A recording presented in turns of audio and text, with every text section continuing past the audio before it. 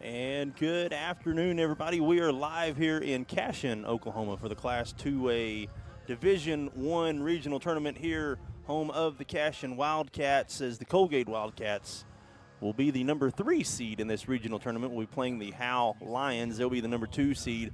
Howe Lions coming in with a record of 16 wins and 10 losses, currently ranked number 14 in Class 2A Division I. Coalgate with a record of 13 wins, 14 losses on the season for the Wildcats. They're currently ranked number 19 in Class 2A Division I.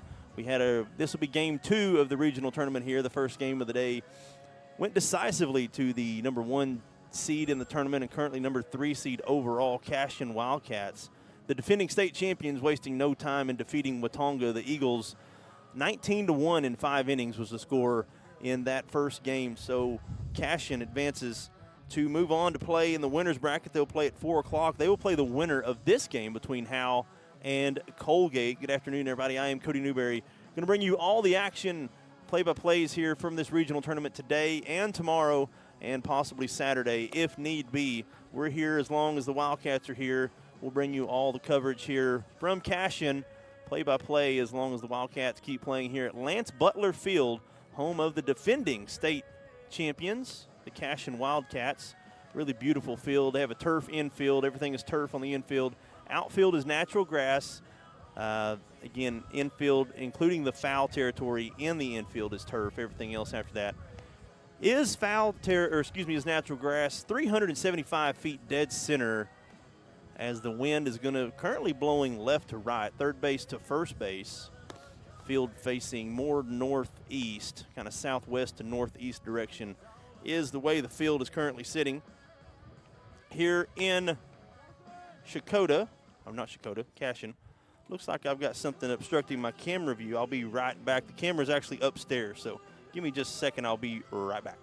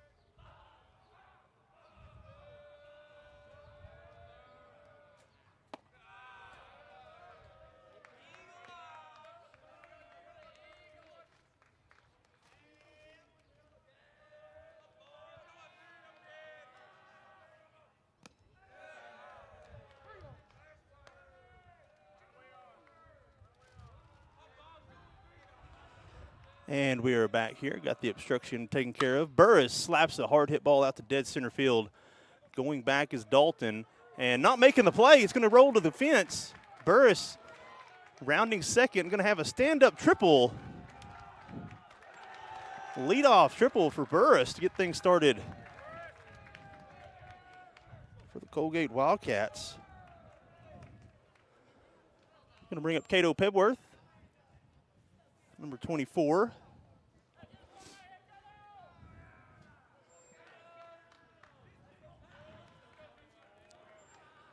Shane Mead pitching for the Lions. Right-handed hitter, right-handed thrower, misses outside, ball 1.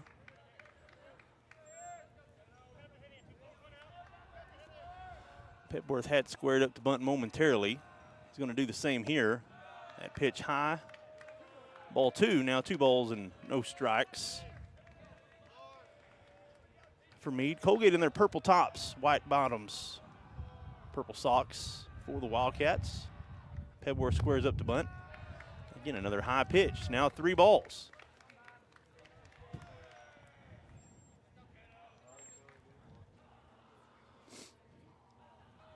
The 3-0. And that's a 4-pitch walk. Wildcats now with runners at the corners. Howe's going to take a moment to discuss things with Meade. Meade's faced 2 batters. He's given up a triple to dead center field and then a 4-pitch walk to Pebworth. It's going to bring up Easton Loudermilk.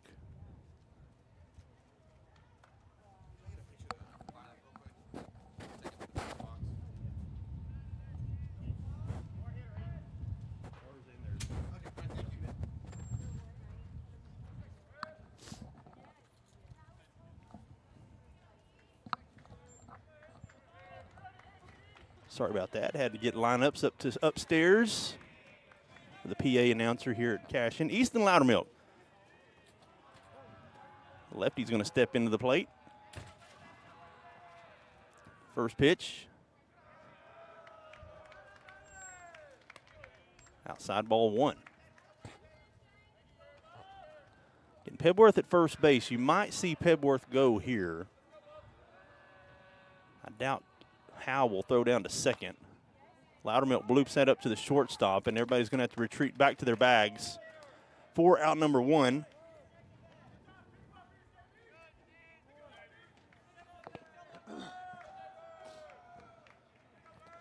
So bring up the other Burris, number 34. Be the starting pitcher today for the Wildcats. Batting 4th. He hits that ball tailing into foul territory, going left and unplayable.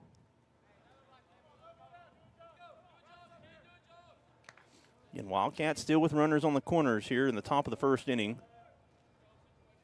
Winner goes on to play immediately following this game. They'll play the defending state champions. The loser has to set a game. They will play, I believe it's around 6:30. Yep, 6:30-ish. The next pitch from Meade, changeup inside. Too far inside. 1 ball, 1 strike.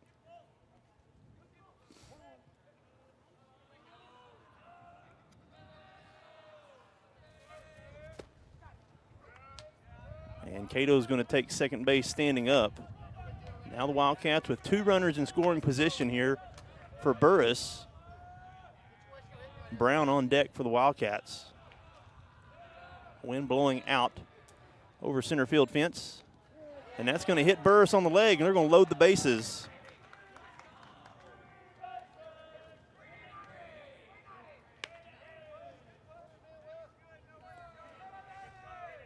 Burris at third, Pebworth at second, and Burris at first for the shortstop, Kobe Brown.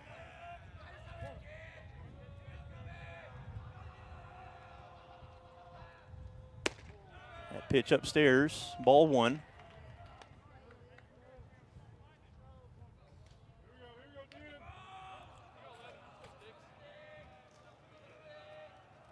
Next pitch from Meade. A little better pitch there. Just catches the inside corner of the strike zone for strike 1. 1 ball, 1 strike.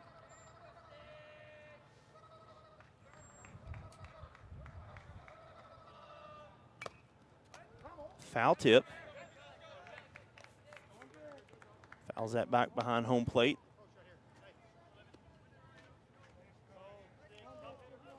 Weston Lackey on deck for the Wildcats. 1 out. Here, bases are loaded for Coalgate. With a prime opportunity here to take advantage. That pitch over Brown's head, ball 2. The Wildcats, you really want to take advantage of this situation here to get the game started. Here's the 2-2. Swing and a miss. And Brown goes down swinging.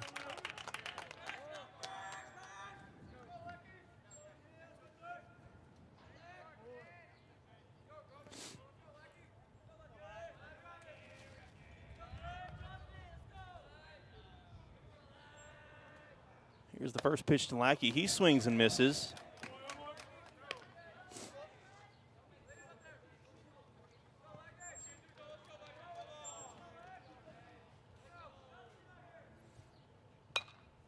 Lackey hits that foul. It's going to be unplayable down the first base line.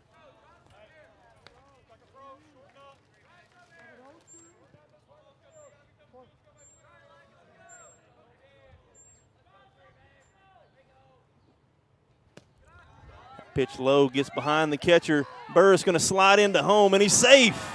Wildcats get a run in on a pass ball by the catcher. The rest of the runners will advance. Now Pebworth at third and Burris at second.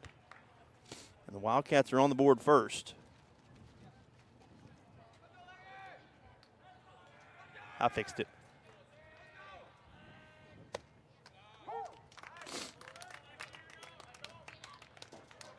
And that's the third out. Lackey goes down looking. Back-to-back strikeouts for Meade to end the inning, but the Wildcats were able to get a run across.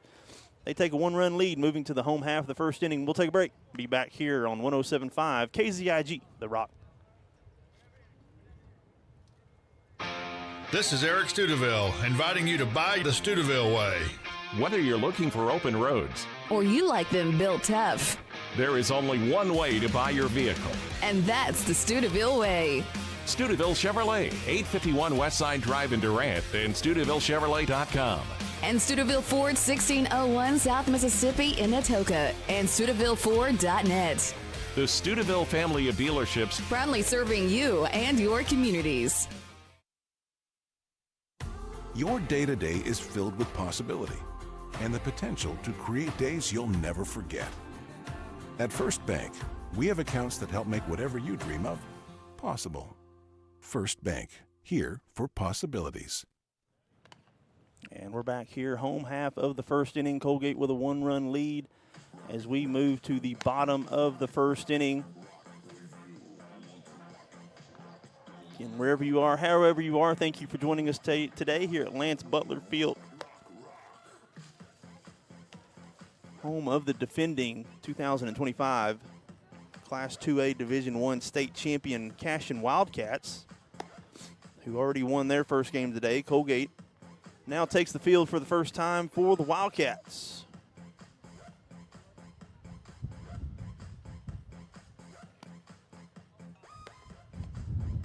Number 34, Burris, will be pitching for the Wildcats. Beard will be at be at catcher. Loudermilk at first, Lackey second, Brown shortstop. Francis at third base, Seven Williams in left field, Cato Pebworth in center field, and Jet Walkup will be playing right field to start the game here for the Wildcats.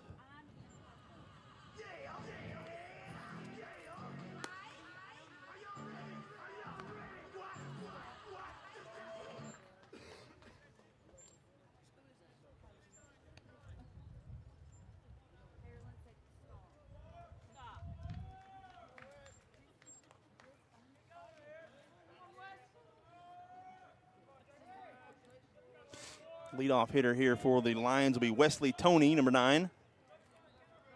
Toney, the third baseman. Here's the first pitch from Burris. Swing and a miss for strike one.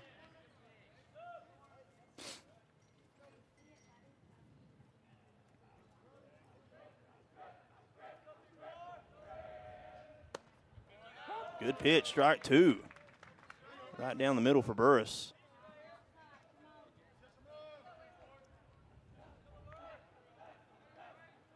The 0-2 just misses outside. 1 ball, 2 strikes. The Wildcats 13-14 on the season. Strike 3 looking, gets Toney dead in his tracks. That nice changeup there from Burris.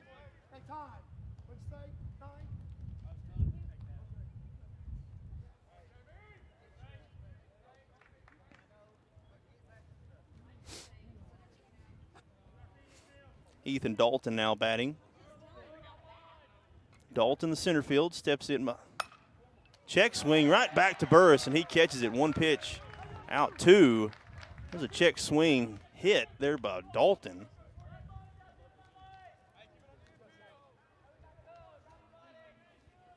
Going to bring up Shane Meade, number 10, starting pitcher.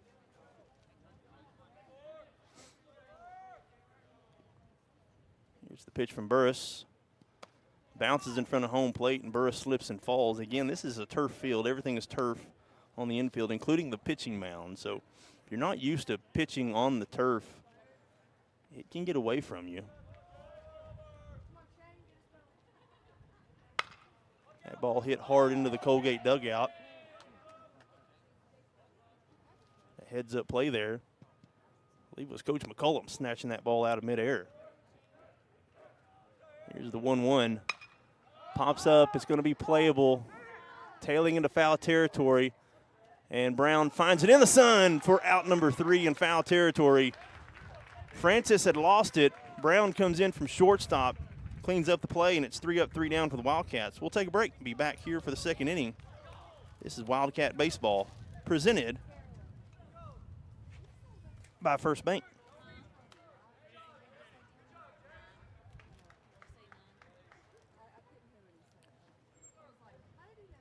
When it rains, it pours, so it's important for you to get the coverage that meets your needs. Farmers Insurance agent Lucinda Holland can help you understand your options so you can prepare for what the forecast brings. We know a thing or two because we've seen a thing or two. Learn more by calling agent Lucinda Holland at 580-889-3744 to find out how she can help you protect the things that matter most to you. That's Lucinda Holland. We are farmers. Bum, bum, bum, bum, bum, bum. Underwritten by Farmers Truck Fire Insurance Exchanges and Affiliates. Products not available in every state. Brown's Funeral Service in Atoka, Coalgate, Durant, and Medill are proud to be a part of the communities they serve. Since 1994, Brown's Funeral Service has proudly supported nonprofits, police and fire departments, local military members, and area schools. The staff at Brown's Funeral Service takes great pride in these endeavors because they realize it's more than being in business. It's about being a thread in the fabric of our community. Brown's Funeral Service, where service begins but never ends.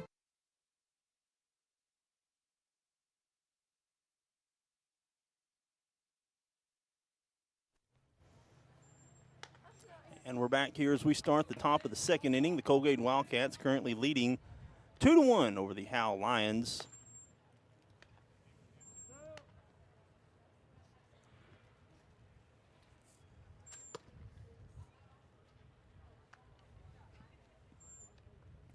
We walk up Francis and Williams.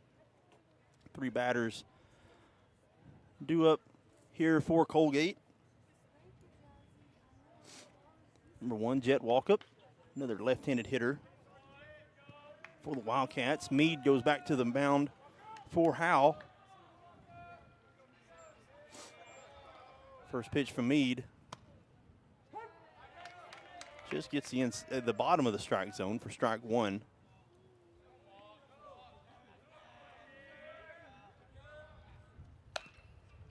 Ball hit hard down the first base line and in foul territory, no play. And Walkup quickly behind now, 0-2.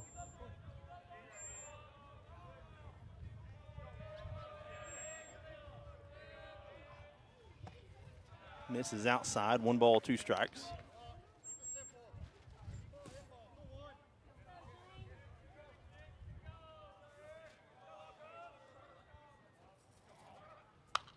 Walkup gets underneath that one, pops it up behind home plate and out of play.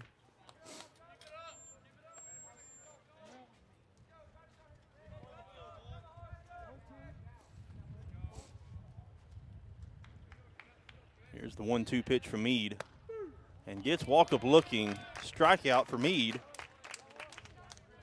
Meade has now struck out the last 3 batters after giving up a leadoff triple, a 4-pitch walk, and then a hit by a pitch. It's now been 3 straight batters retired via a strikeout. Going to bring up Francis now batting for Coalgate.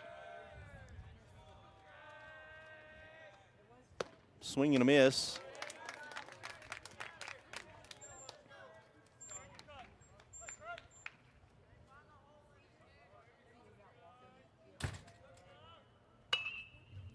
Hits that ball hard Down the third base line and out of play.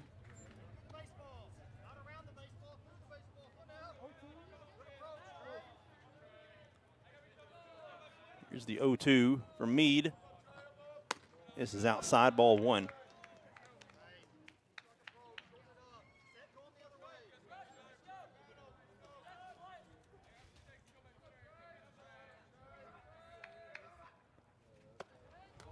And the changeup gets Francis swinging early, and another strikeout. Going to bring up number 7 Williams. We're going to have time called here by Howe.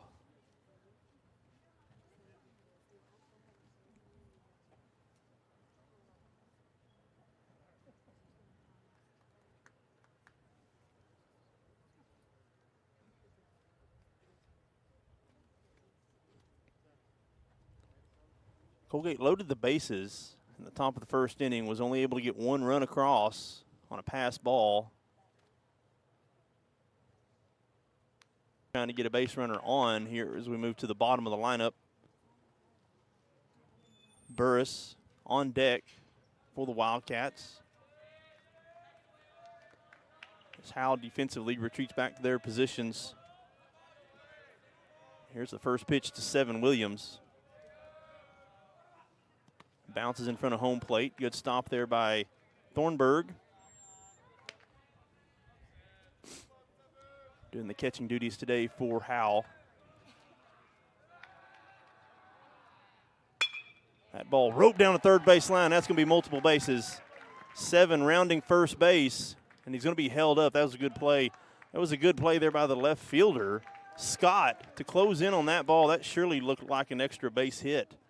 But Scott did a whale of a job out in left field to keep that from going to. So Williams will be held up at first base as the leadoff hitter now back up to bat for the Coalgate. Number 13, Burris.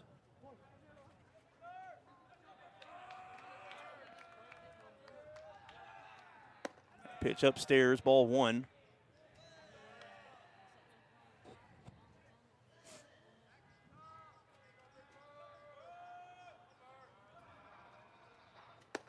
Upstairs, ball two.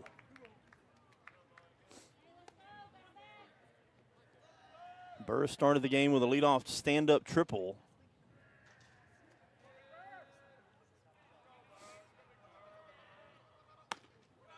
Misses low, ball three.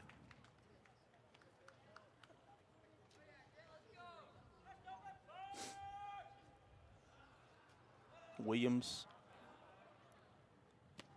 with a step on first base, and that's not going to matter. It's going to be free bases for Burris.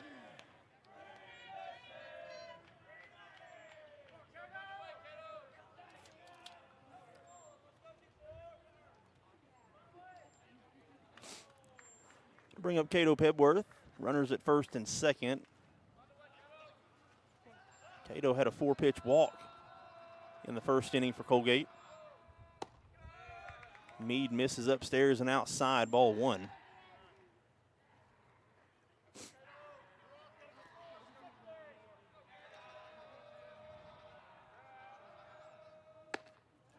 Big swing there from Pebworth, swings through it, no contact, strike one.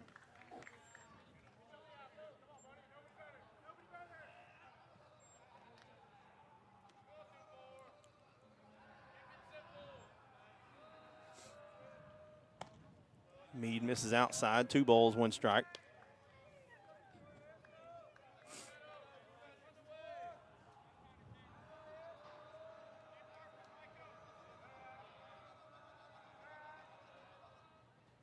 Swing and a miss, strike 2.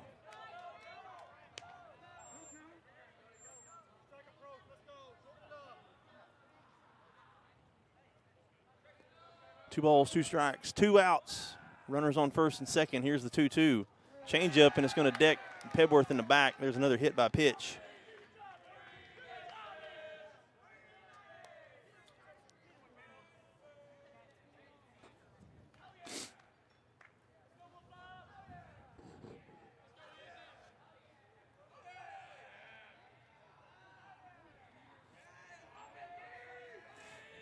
Easton Loudermilk now at the bat for Coalgate. Bases loaded, 2 outs.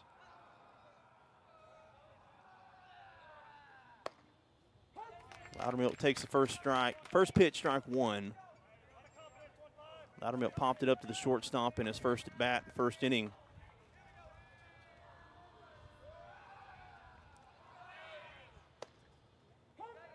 Strike two.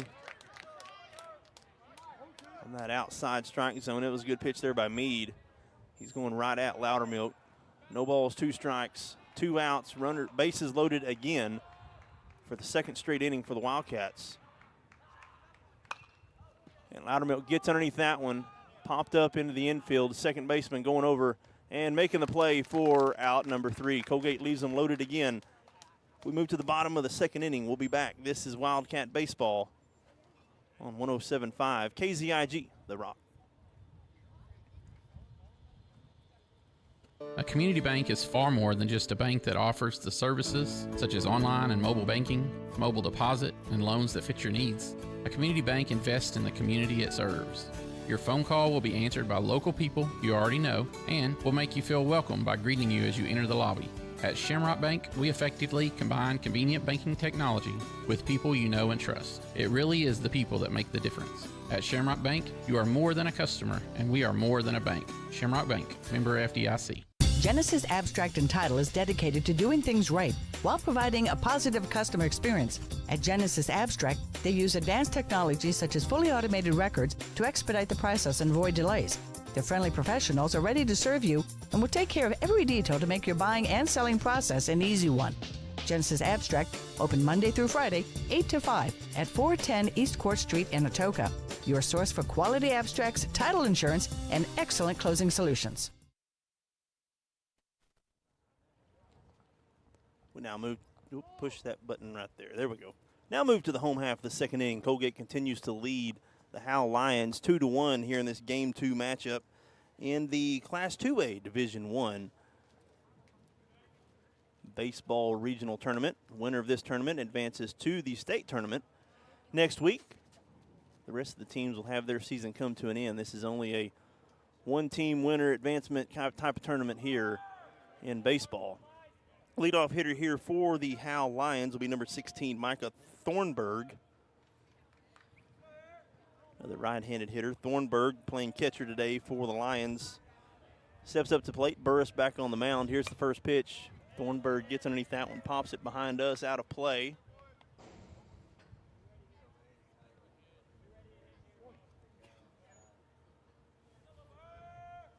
Next pitch from Burris.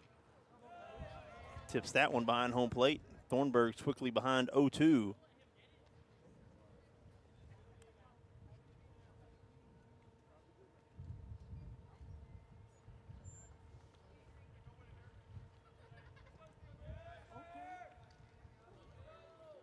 It's the 0-2 pitch from Burris. The windup, the pitch, changeup misses outside, ball 1.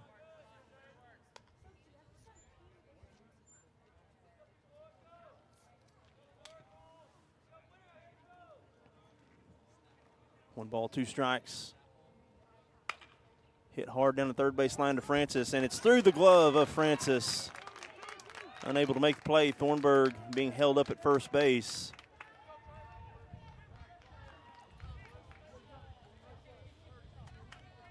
We'll have a courtesy runner now for the catcher.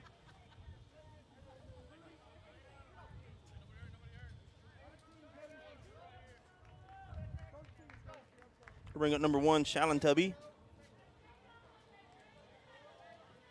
Left-handed hitter here for the Lions. Howe with the runners on base for the first time today. Here's the pitch from Burris. Slips again. Runner going to second. Play at second. He's out. They got him. Nice play there from the catcher, Levi Beard, coming up slinging hard to Lackey. Lackey making a play there at second base for the tag out. Kind of a late run there, a late takeoff. I think they thought the ball got away more from Beard, but Beard come up with a cannon, making a play there behind the catcher's position for out. Swing and a miss. Shallon-Tubby.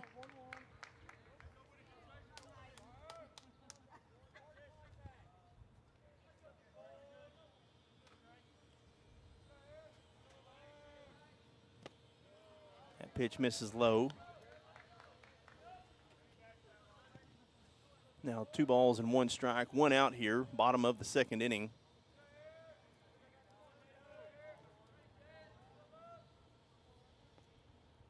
Swing and a miss, strike 2.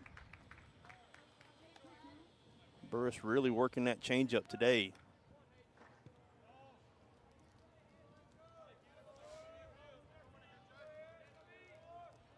Two balls, 2 strikes, the 2-2 pitch. Hit hard out into left field. Coming up and making the catch is Seven Williams for out number 2.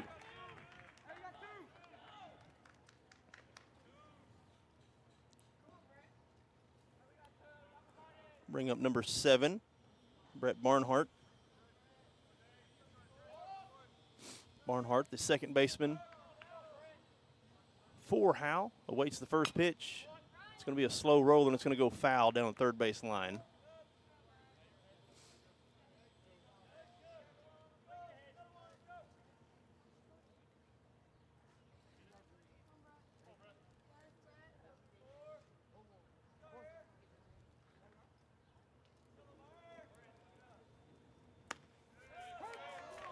Whew, that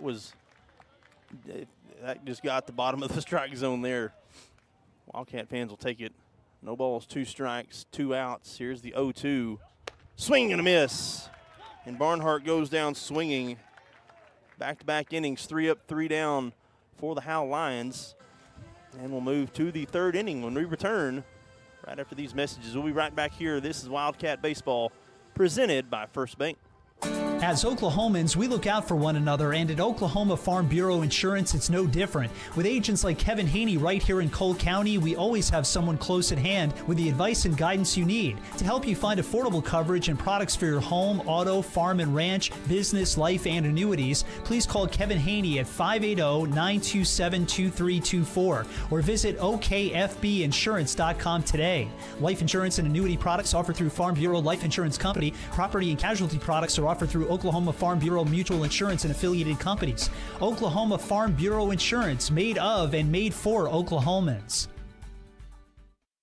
Your day-to-day is filled with possibility and the potential to create days you'll never forget. At First Bank, we have accounts that help make whatever you dream of possible. First Bank, here for possibilities. And we're back here in Cashion, Oklahoma for the Class 2A Division I Regional Baseball Tournament here at Lance Butler Field, home of the defending state champion Cashion Wildcats. Been really good hosts thus far here. Cashion with a big decisive victory in game number 1 over Watonga. 19-1 in 5 innings. They await the winner of this game. Right now, currently, the Coalgate Wildcats lead 1-0 on a pass ball in the first inning. As we start the top of the third inning, Burris will lead things off here. It'll be Burris, Brown, and Lackey. Just misses outside. Now 1 ball, 1 strike to Burris. Meade back on the mound for the Lions.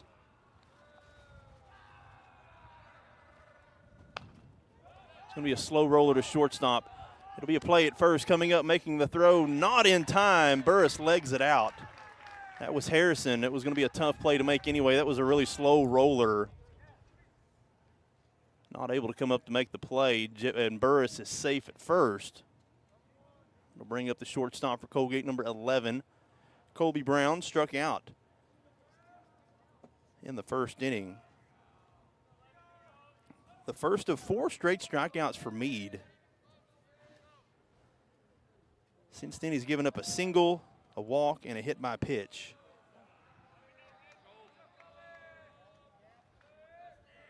As Burris is now standing on first base, Brown squared up to bunt, but the pitch goes outside, ball 1.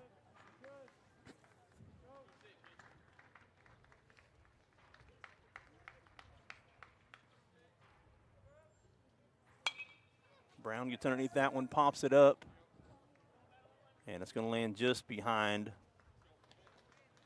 home plate here.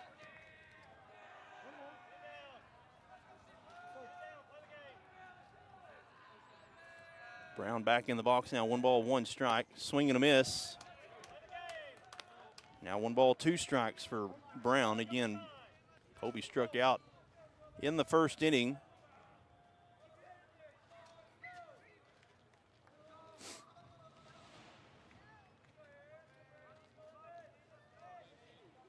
The 1-2 pitch from Meade. Brown squares up the bunt, lays down a bunt. It's going to roll back to Meade. The only play is at first, and he comes up, makes the play, and Brown does his job to move the runner over now into scoring position.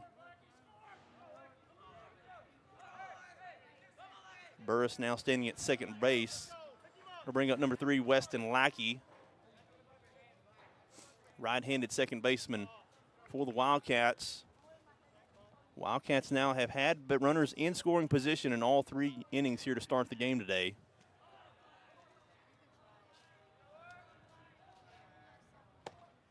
And a big swing through there from Lackey misses, strike 1.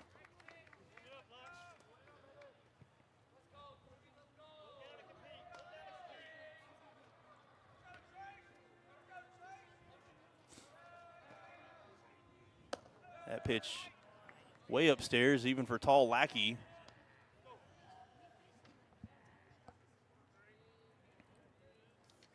Burris with a lead off at second base. Meade really not paying him much mind from the pitcher's mound. And another big swing there by Lackey. Now behind 1 ball, 2 strikes.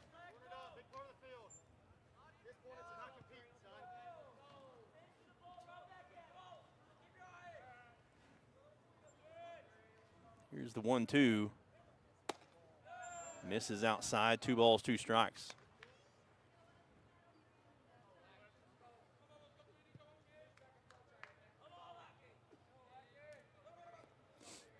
Two balls, 2 strikes, 1 out. Here's the windup, the pitch, and swing and a miss on that outside pitch.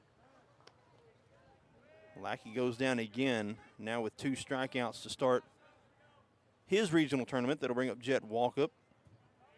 He struck out in the second inning. Wildcats now down to 2 outs here in the top of the 3rd inning. First pitch to Walkup. Check swing, but he did go around. Strike 1.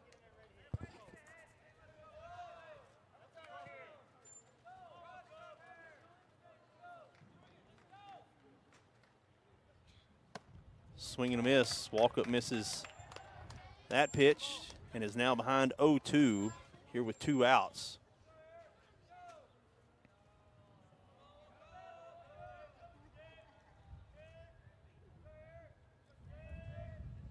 Here's the 0-2 for Meade. Outside, ball 1.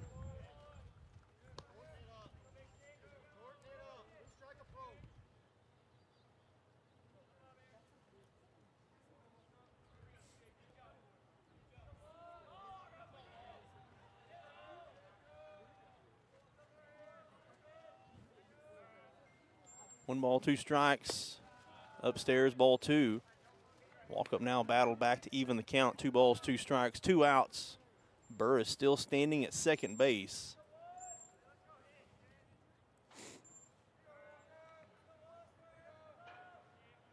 Here's the 2-2 for Meade.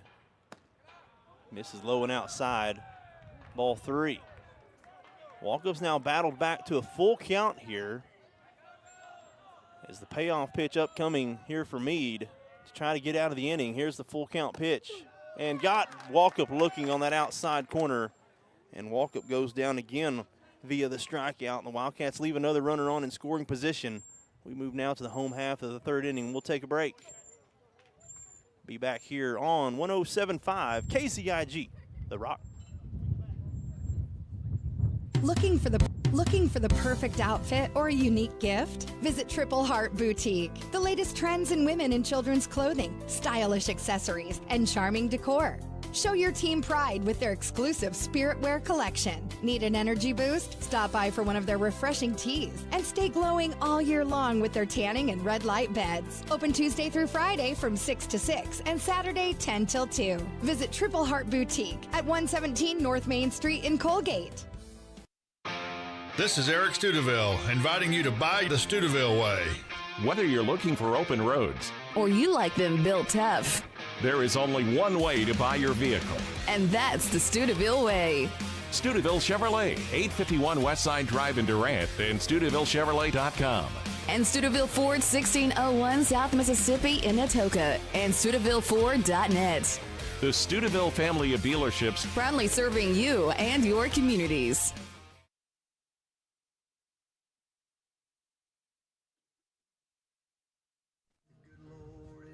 And we're back here to the home half of the third inning. Good afternoon, everybody. We're still here in Cashion, Oklahoma. We'll be here for the rest of the tournament as long as the Wildcats are here. These are Wildcat-only games, so wherever you are, however you are, thank you for tuning in and joining us. Due to OSSA regulations, we're only allowed to broadcast Coalgate games, so apologize to anybody tuning in, maybe wanting to see their home team later on. We'll be here following the Wildcats as long as they're here in this tournament. Leadoff hitter here will be Reese Harrison, number 5, and that got really loud all of a sudden as the wind really comes and goes here. The flags will be standing full mast, and then within a few seconds, it'll be completely still. Still blowing out dead center is the wind. Cashion had a couple of home runs there left center field in game 1. Harrison gets underneath that one, pops it over into right center field. Over the head of Pebworth. It's going to go to the fence. Pebworth gets underneath it and makes a good throw in as Harrison has an extra base hit there to get things started here in the third inning with a stand-up double.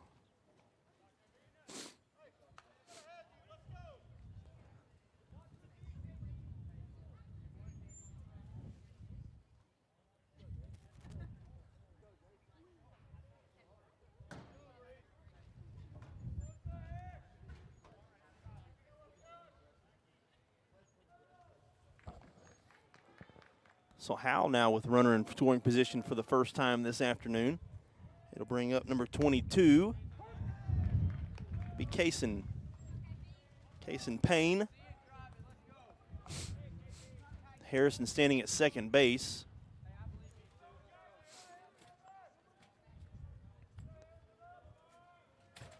The next pitch to Payne, upstairs, ball.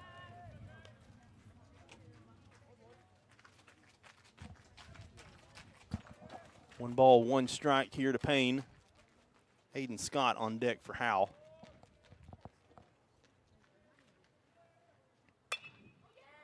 Hits that bloop set up to second base, and Lackey makes the catch for out number 1 on that shallow pop-up.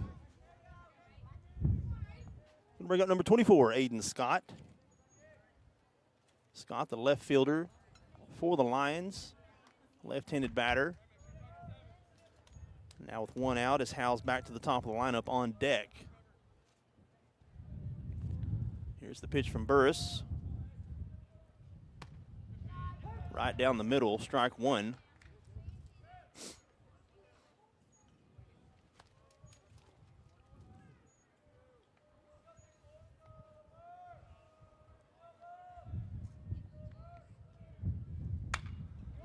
And hits that into shallow left field. Williams is going to come up and keep the runner from going home.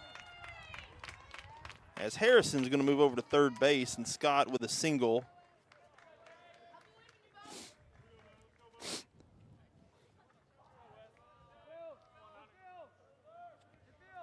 As Howe's now threatening for the first time today in the bottom of the third inning.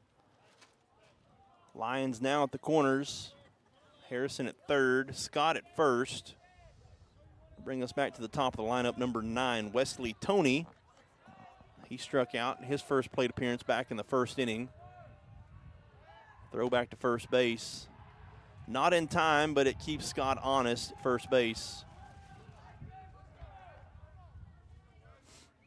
As the likelihood of Scott trying to go to second is higher than average, I would say. Runners at the corners. As Toney gets underneath that one, pops it up into center field. There could be a play at home. Pebworth loads, throws home, and no runner. Good throw there by Pebworth as they keep Harrison at third on that pop-up from Tony. Now 2 outs, still runners at the corners for the 2-hole hitter, number 18, Ethan Dalton.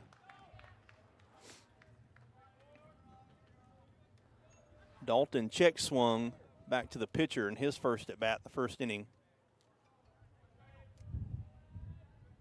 Here's the first pitch to Dalton. Throw back to first base.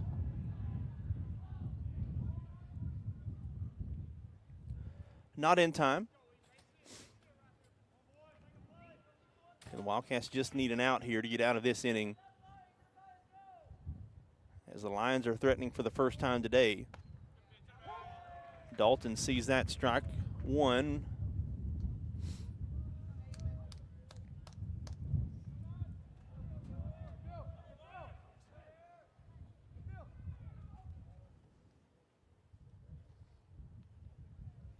Beard now stands up behind home plate, comes out to the front, makes a defensive signal here, telling the Wildcats where the play is. There goes the runner, and he's going to take second standing up. Beard dropped the ball on the exchange.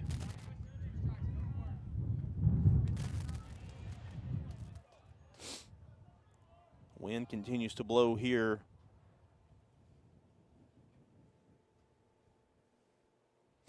Mid-70s here. Really good day for baseball. Not a cloud in the sky. Wind blowing out, which in north central Oklahoma, the wind always blows.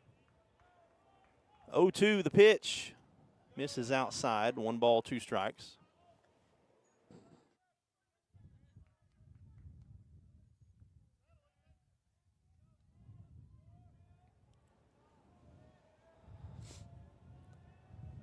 The 1-2. Swing and a miss. And Dalton strikes out with 2 runners in scoring position, and the threat goes back to the dugout. Coalgate continues to lead as we move to the 4th inning. We'll take another break. This is Wildcat Baseball, presented by First Bank. Genesis Abstract and Title is dedicated to doing things right while providing a positive customer experience. At Genesis Abstract, they use advanced technology such as fully automated records to expedite the process and avoid delays. Their friendly professionals are ready to serve you and will take care of every detail to make your buying and selling process an easy one. Genesis Abstract, open Monday through Friday, 8 to 5 at 410 East Court Street in Atoka. Your source for quality abstracts, title insurance, and excellent closing solutions. When it rains, it pours, so it's important for you to get the coverage that meets your needs. Farmers Insurance agent Lucinda Holland can help you understand your options so you can prepare for what the forecast brings. We know a thing or two because we've seen a thing or two. Learn more by calling agent Lucinda Holland at 580-889-3744 to find out how she can help you protect the things that matter most to you. That's Lucinda Holland. We are farmers. Bum, bum, bum, bum, bum, bum. Underwritten by Farmers Truck Fire Insurance Exchanges and Affiliates. Products not available in every state. And we're back here in Cashion as we move to the top of the 4th inning. The Wildcats continue to lead the Lions 1-0. As Meade has really pitched really well. There's been a lot of traffic on the base paths for Coalgate, but Meade with 6 strikeouts here through the first 3 innings has given up a triple and a couple of singles. Only 3 hits given up. 2 walks and a couple of hit batsmen. So it's kind of been all over the place here for Meade, as it's going to be Francis Williams and then back to Burris on the top of the lineup. 8-9-1 hitters here for the Wildcats here to start the 4th inning, as Meade is back on the bump for the Lions. Francis starting things off here in the 4th inning, swing and a miss, strike 1.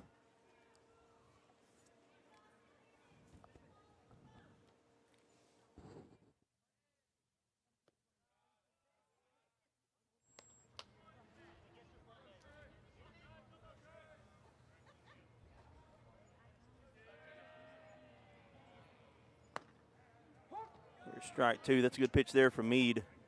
1 ball, 2 strikes here to Francis as he's quickly back into the batter's box. Wasting no time. Meade going to go right at him. Pitch outside, misses. 2 balls, 2 strikes.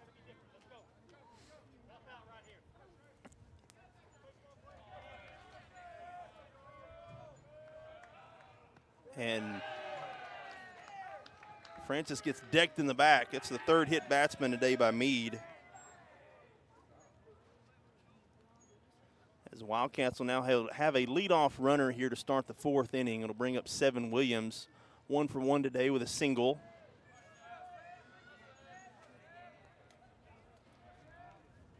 Francis with the lead at first base. Williams squared up the bunt but pulled it back. That pitch missed low. Ball 1.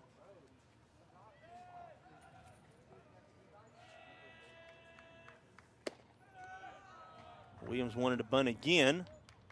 That pitch was high. Ball 2.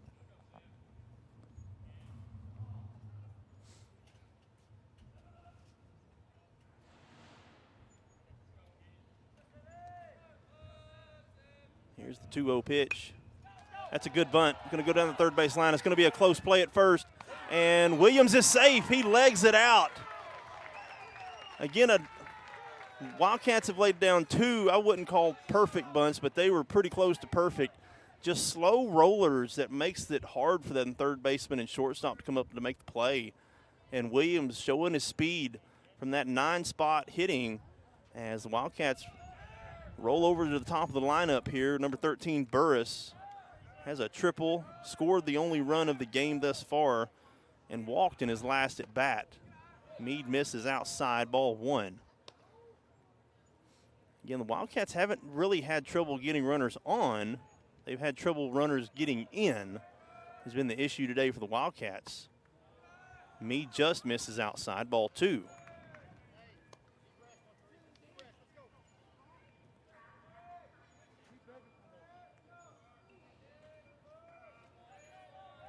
Wind continuing to blow out. Here's the 2-0 upstairs, now 3-0.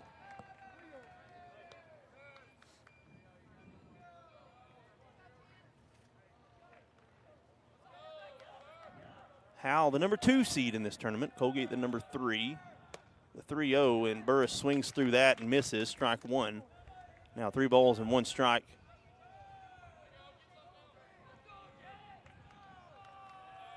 Here's the 3-1 to Jet Burris. That's a good pitch there by Meade, strike 2.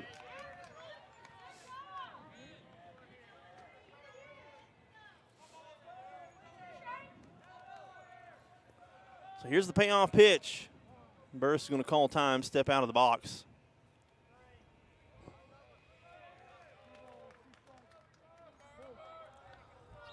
Now here's the payoff pitch. 2 runners on, no outs. 3 balls and 2 strikes. Here's the pitch from Meade, and it's hit right back up the middle. Through the glove of second base, going to roll into the outfield. Francis is going to be waved around third. He's going to score sliding in. And the Wildcats tack on another run as Williams goes from first to third. That'll be an RBI single.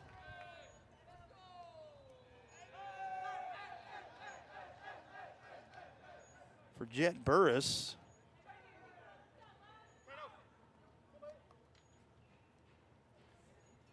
As Francis comes around to score the run. Wildcats now with runners on the corners for Cato Pebworth. Score now 2-0. I'll get that score updated momentarily. Pebworth fouls that, trying to square up the bunt. Down the third base line. Is behind the count 0-1.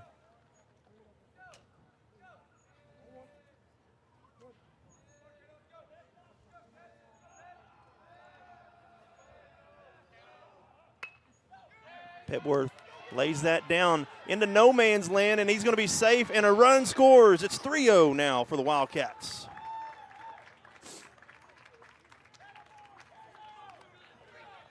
That check swing hit right into no man's land between the pitcher and first base. Scores Williams from third, moves Burris over to second. Back-to-back RBI singles here for the Wildcats. Extends the lead now 3-0 with Loudermilk up to the plate.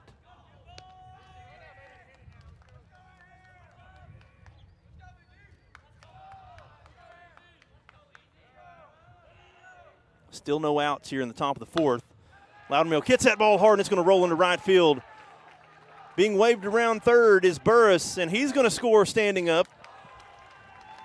The Wildcats now starting to put some runs across here in the fourth inning. Now 4-0. The last 4 hitters. Meade yet to get an out. He hit a batter in the first at bat, and then now 4 straight singles given up. The last 3 being of RBI flavor. As Burris scores. Pebworth now at third, and runners still in the corners here for the Wildcats. Another bunt. Just a beautiful bunt, and picks it up. It was going foul. He legs it out. That was going foul. Probably should have let it go foul. Instead, the Wildcats score another run as Pebworth come around to score.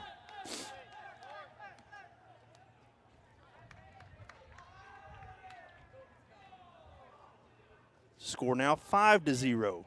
I mean, that ball was right on the white line, and it's hard to say in the moment. Tony probably should have just see if it was going to roll foul. He didn't have a play at first. Brown hits that ball hard out to center field. It's going to be a tough catch, and making the catch is Dalton. Nobody tagging up. That was a good play there by Dalton there in center field, going left to right. And Howe stops the bleeding momentarily. Bring up Weston Lackey. 0 for 2 today for Lackey. 2 strikeouts. Still 2 runners on here for the Wildcats.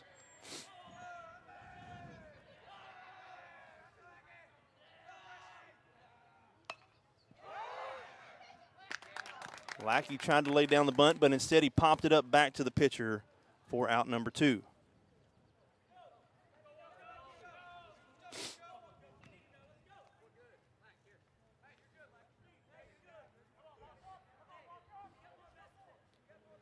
So now bring up the 9th batter here in this inning, Jed Walkup. He's 0 for 2 with 2 strikeouts as well. Big swing there by Walkup, misses, strike 1.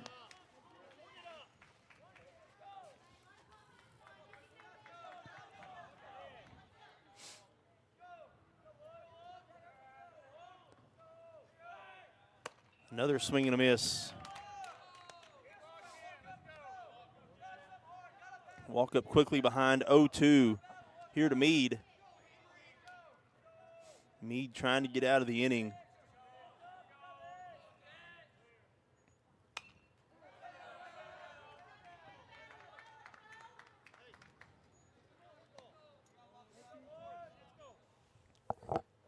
Walkup fouls that back out of play. Stays alive, still 0-2. Wildcats runners on first and second.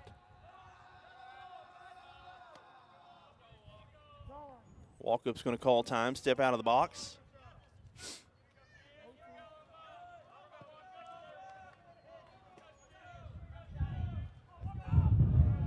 Here's the 0-2, and a swing and a miss, and Walkup goes down again.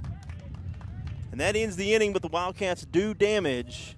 They get 4 runs across in the 4th inning, and they extend the lead now. 5-0 is the score as we move to the home half of the 4th inning. We'll take another break. Genesis Abstract and Title is dedicated to doing things right while providing a positive customer experience. At Genesis Abstract, they use advanced technology such as fully automated records to expedite the process and avoid delays.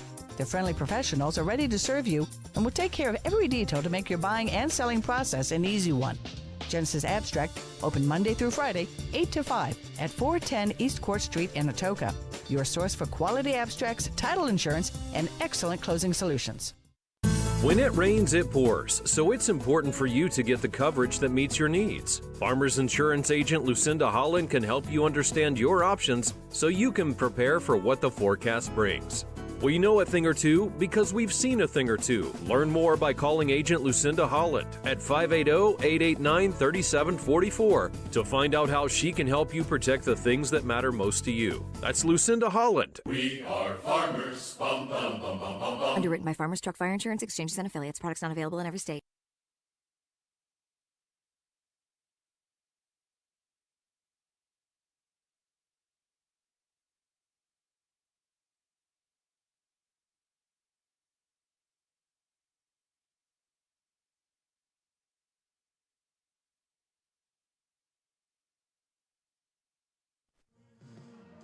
And we're back here as we move to the bottom of the fourth inning. The Coalgate Wildcats put up 4 runs there in the fourth inning as we move now to the home half of the fourth for the Howe Lions.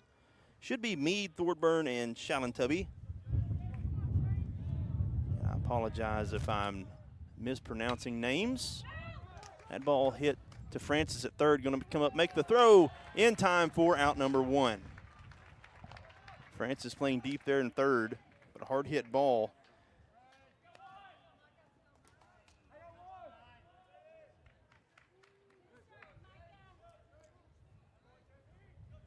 Bring up Micah Thornburg.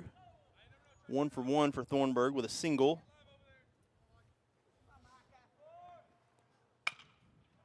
Play hit almost right back to Francis, and he misses it.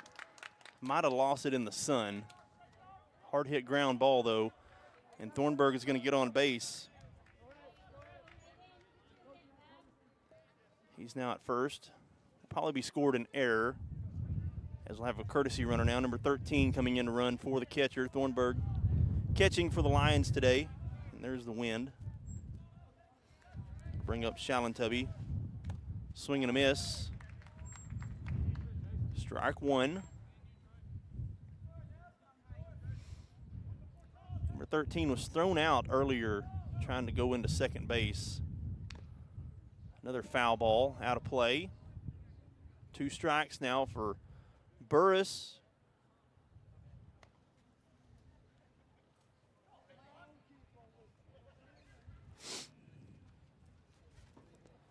And here in the tournament, these tournaments, number of pitches come into account here, as I'm not keeping up with pitch count numbers, but I'm quite sure Burris has went over his 50 pitch limit, and the more game you can play with less pitchers, the better off you are in this tournament type of setting. It's going to take 3 or 4 wins here to go to the state tournaments. You're going to have as many arms as possible, and you sure don't need to be throwing very many throughout a ball game. So Coalgate is obviously going to ride with Burris as long as they can here with a 5-run lead. And it keeps throwing pitches like that. It may go through the whole game as Shallantubby's going to go down on a strikeout. It's going to bring up Brett Barnhart. 0 for 1 with a strikeout for Barnhart.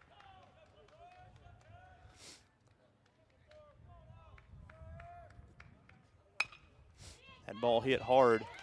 Kobe Brown going to make a tough play from shortstop, not in time. Again, Brown playing almost right out there on the outfield grass. That was going to be a tough play for any shortstop to make, going away from first base. Barnhart's able to leg it out, and the Lions now with a couple of runners on. As we move to Reese Harrison, he had a stand-up double in his last at-bat. He's been the closest line to scoring. He made it all the way to third base. Fouls that back into the net behind home plate for strike 1. So Harris 1 for 1 today.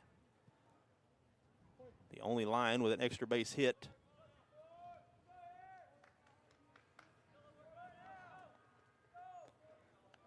Here's the 0-1 from Burris. Misses low, 1 ball, 1 strike. Again, these games are never, ever close to being over until you get that final out.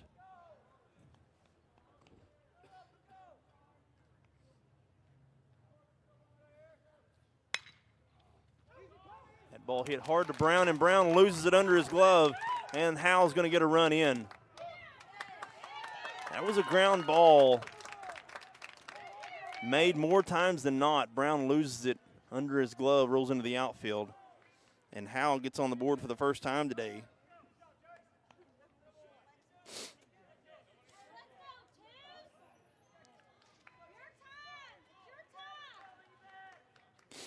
Kason Payne now batting.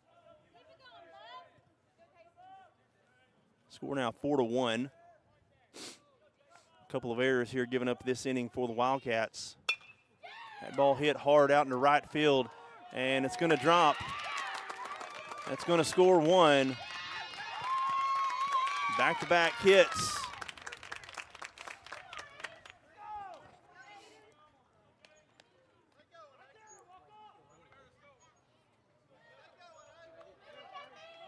Harrison was able to get all the way to third. Barnhart scored a run. Score now 5-2 as Aiden Scott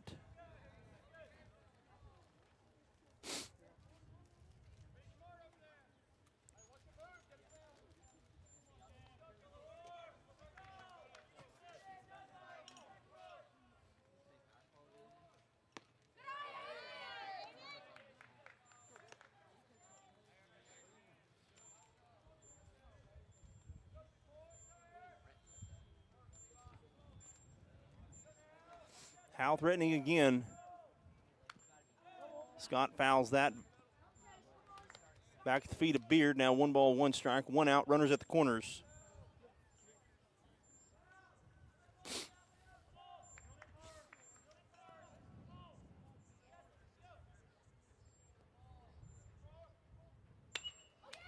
That ball blooped to Brown at shortstop and got a runner at second base for out number 3. I think the runner who was at first thought that ball was going to get through and didn't really run hard to second. And he's picked off by Brown, who barehanded that ball over to second base for out number 3. And the Wildcats get out of the inning. Howe puts up 2 as they're back within 3 as we move to the 5th inning. We'll take another break. Be back here. This is Wildcat Baseball presented by First Bank. Brown's Funeral Service in Atoka, Coalgate, Durant, and Medill are proud to be a part of the communities they serve. Since 1994, Brown's Funeral Service has proudly supported nonprofits, police and fire departments, local military members, and area schools. The staff at Brown's Funeral Service takes great pride in these endeavors because they realize it's more than being in business. It's about being a thread in the fabric of our community. Brown's Funeral Service, where service begins but never ends. When it comes to gifts that wow them, start your journey at the Flower Garden at 32 North Main in Coalgate. Whether it's planning that big event or you just remembered your wedding anniversary midway through the workday, the Flower Garden can get the gift you need right and on time. Follow the Flower Garden on Facebook or book online 24/7 at theflowergardencolgate.com. The Flower Garden, proudly serving Coalgate and surrounding areas since 1945.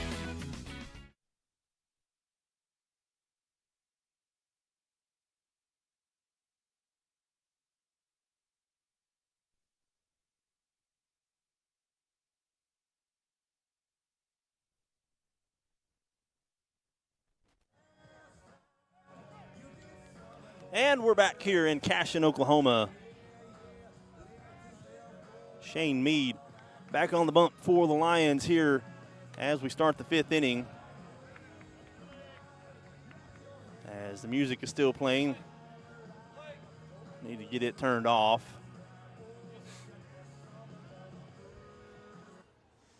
There we go. Now we're back to play here for the Wildcats. Trey Francis getting things started here for the Wildcats as Coalgate batted around in the last inning. Took 9 batters to get 3 outs for Cashion, giving up 4 runs. And Francis, back-to-back hit by pitches. That's how the last inning started, with a hit by pitch. Francis has been on base twice today, getting decked both times in the back. Coach Cagle will say whatever it takes. Get runners on. Seven Williams, 2 for 2, batting in the 9 spot. Hits that ball hard right to the glove.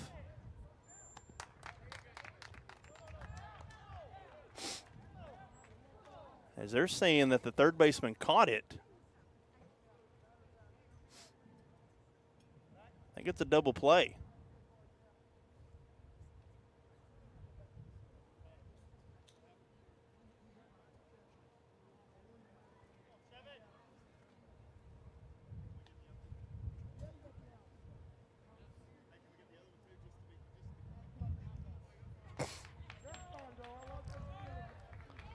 So I think we had catcher's interference. So the out is recorded. Seven Williams lined it out. But I think there was catcher interference as when Seven took off to run, the catcher come up and got in Seven's way, I think is what they're calling. Nonetheless, there is 1 out as Francis goes back to first base in what could have been a double play. That ball was lined right at the ground, but a good play there by Tony to dig it at his third base position.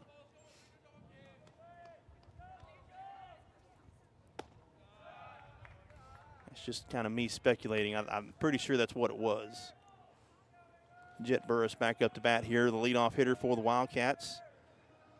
2 for 2 with a single, a triple, and that ball is going to tail just foul.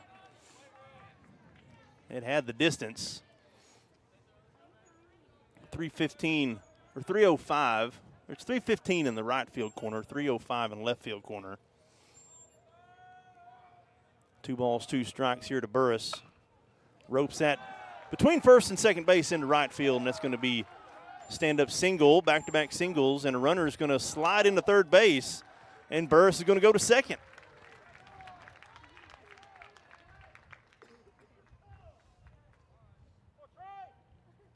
Good heads-up base running there by Burris. As Francis is now at third.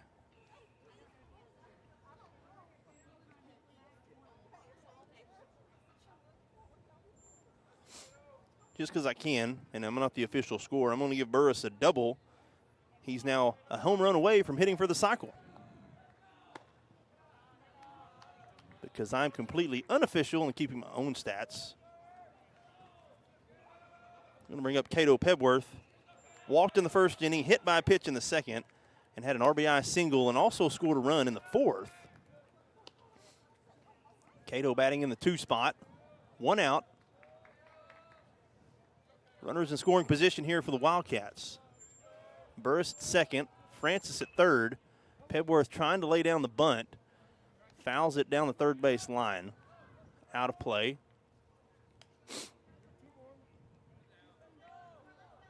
Two balls, 1 strike here to Pebworth. The 2-1 coming. Lining up the bunt. Lays down a bunt. Back to the pitcher.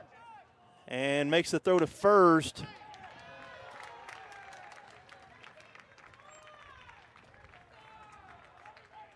Pebworth legs that out. And another safe Wildcat. Bases are loaded again here for Coalgate. 1 out.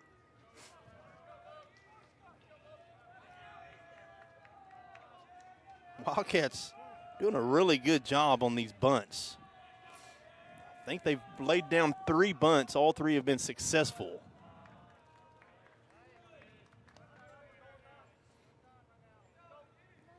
Small ball matters, especially in playoff settings. You got to be able to lay down bunts. You got to be able to advance runners.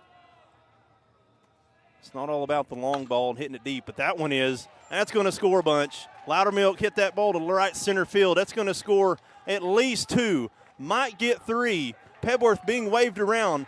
It's going to be a play at home. No play at home. Loudermilk slides into third. He's out, but 3 runs score as Loudermilk tried to leg out a triple. 3 runs score. Francis scores. Burris scores. Pebworth scores. And Loudermilk gets 3 RBIs. As he was thrown out at third. It's now up to 8-2 is the score. Here in the top of the 5th inning. That clears the bases. 2 outs. Burris hits that ball right back up the middle. Between the pitcher's legs, and he's going to be on safely. That's Burris's 3rd single of the day.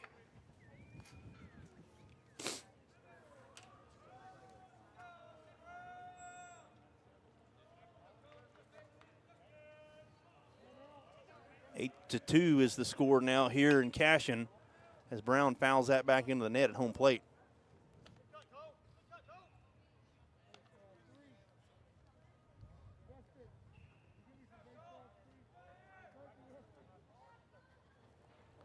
I do want to apologize. Allergies have got me today. Springtime in Oklahoma. Good pitch there by Meade. There's a strike. Again, Howe's in the same boat as Coalgate. I mean, you don't want to throw. You want to throw as few pitchers as possible. You got to try to save arms for the run. Brown goes down swinging for out number 3. That ends the inning. Another 3 runs come across for the Wildcats. We'll take another break and go to the home half of the 5th inning. This is Wildcat Baseball on 107.5 KZIG, The Rock.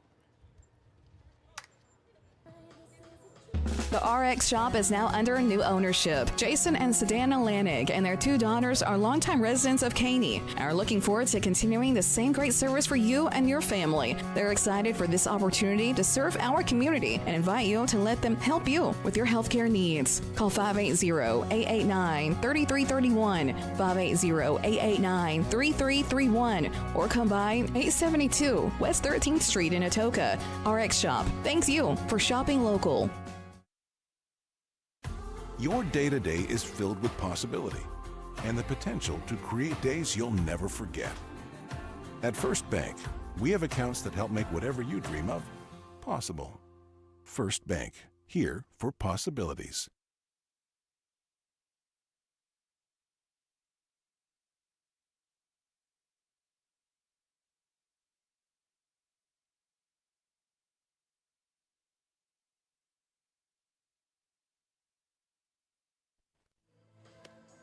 And we're back here in Cashion, Oklahoma. I believe it's Logan County.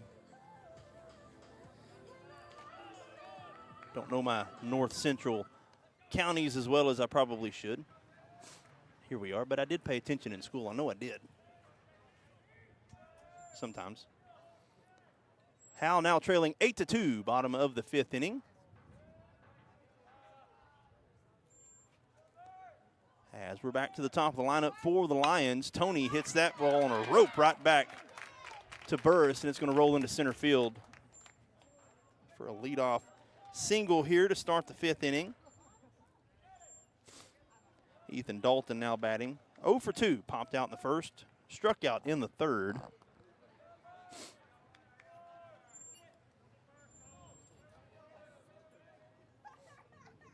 Here's the pitch from Burris. It paints the outside corner. Burris ahead 0-1. Tony. Runner at first base for the Lions. That ball hit down the third base line and just foul.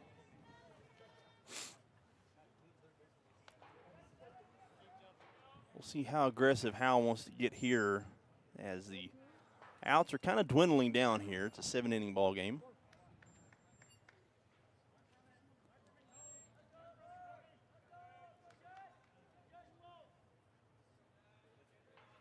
Here's the pitch.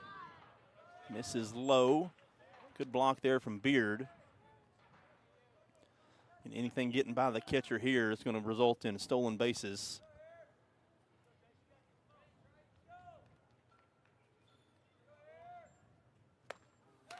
Beautiful changeup, and that's a strikeout for Dalton. Burris has got that changeup working here today. We'll bring up number 10, Shane Mead. 0 for 2, popped up in the first, grounded out in the fourth.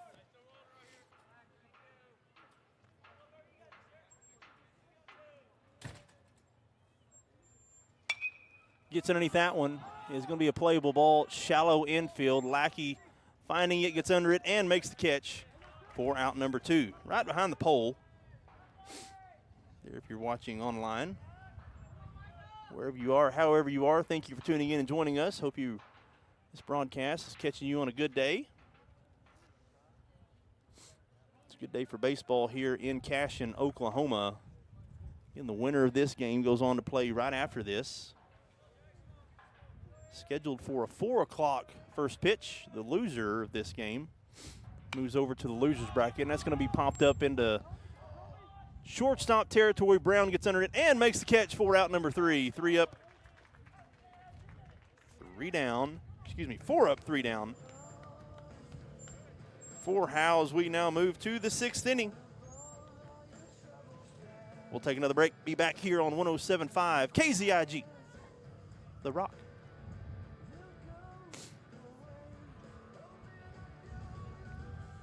Genesis Abstract and Title is dedicated to doing things right while providing a positive customer experience. At Genesis Abstract, they use advanced technology such as fully automated records to expedite the process and avoid delays. Their friendly professionals are ready to serve you and will take care of every detail to make your buying and selling process an easy one. Genesis Abstract, open Monday through Friday, 8 to 5 at 410 East Court Street in Atoka. Your source for quality abstracts, title insurance, and excellent closing solutions. A community bank is far more than just a bank that offers the services such as online and mobile banking, mobile deposit, and loans that fit your needs. A community bank invests in the community it serves. Your phone call will be answered by local people you already know and will make you feel welcome by greeting you as you enter the lobby. At Shamrock Bank, we effectively combine convenient banking technology with people you know and trust. It really is the people that make the difference. At Shamrock Bank, you are more than a customer, and we are more than a bank. Shamrock Bank, member FDIC.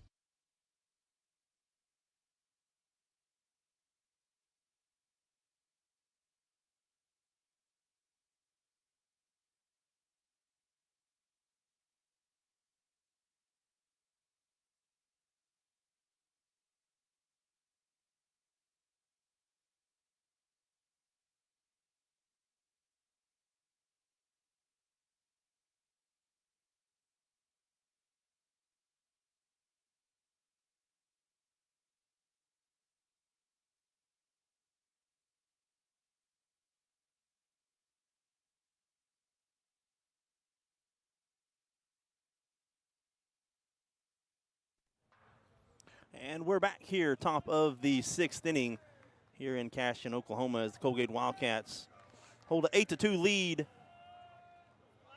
over the Howe Lions.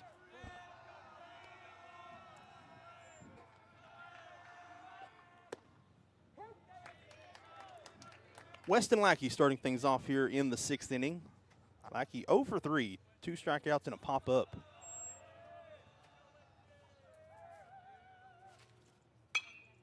Gets underneath that one, pops it up right center field, and making the play for out number 1.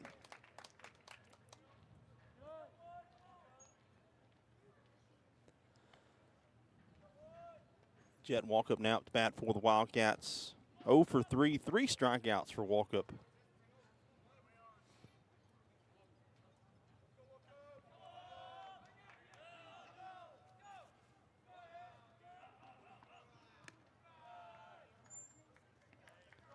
We do have a pitching change here. Number 5. Reese Harrison now pitching here for the Lions. Meade went 5 innings. Give up 8 runs.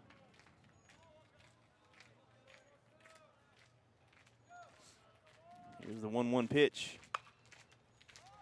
Walkup gets underneath that one, and it's going to tail off into foul territory, out of play.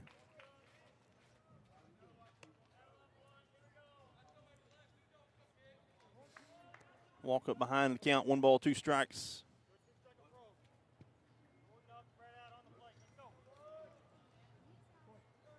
So I believe Tony moves over to third base. Meade goes to third base, and Harrison now pitching for the Lions. That pitch just misses outside. 2 balls, 2 strikes.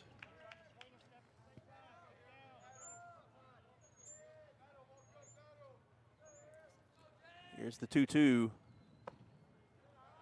Another good pitch, but just misses. 3 balls, 2 strikes.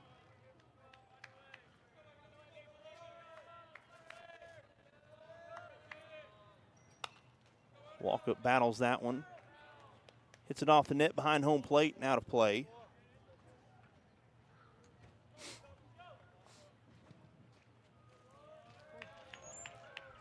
Here's the payoff pitch from Harrison. Walkup fouls that off again.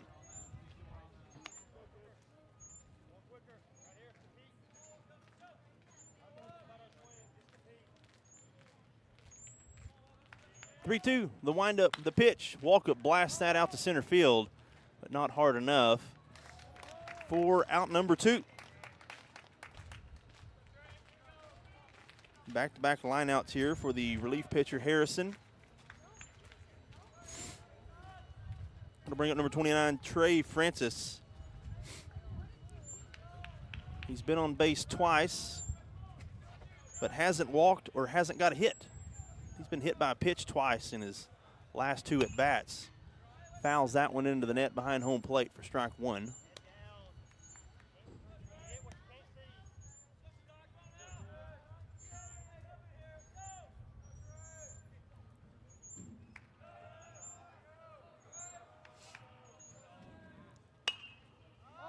Francis gets underneath that one. It's going to get up to Meade at third base. Trying to find it. Loses it. It drops. Francis trying to get to second, and he's going to be stuck in a pickle. And we got a run down here between first and second. And it's going to get small ball time here. Francis, he's trapped, and he's chased down from behind for out number 3.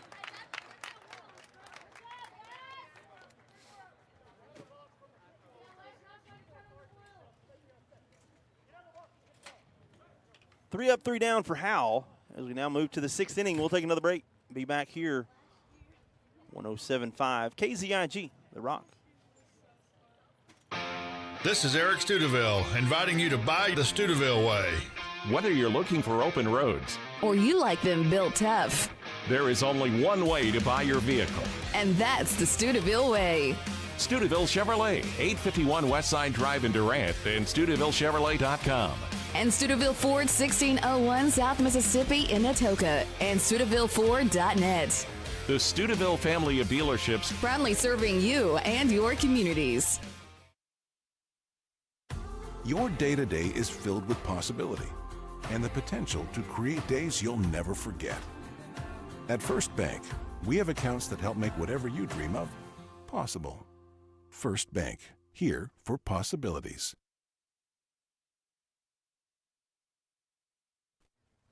And we're back here, bottom of the 6th inning. Burris going back on the pitcher's mound for the Wildcats.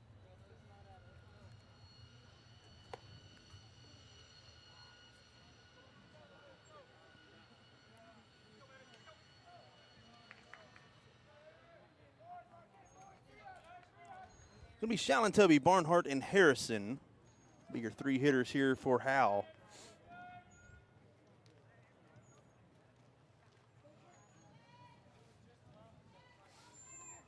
Coalgate trying to get 6 more outs here to move to play game number 3, which will take place tentatively in about an hour. Here's the first pitch from Burris. Shallon-Tubby into the box. Swing and a miss.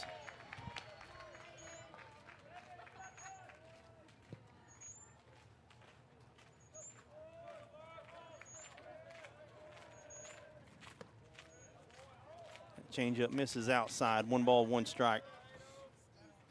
Here at Lance Butler Field, home of the Cashion Wildcats, the number 3 team in the state of Oklahoma, Class 2A Division I.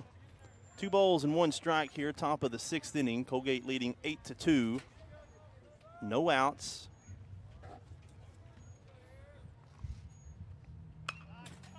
Foul ball out of play down the third base line. 2 balls, 2 strikes.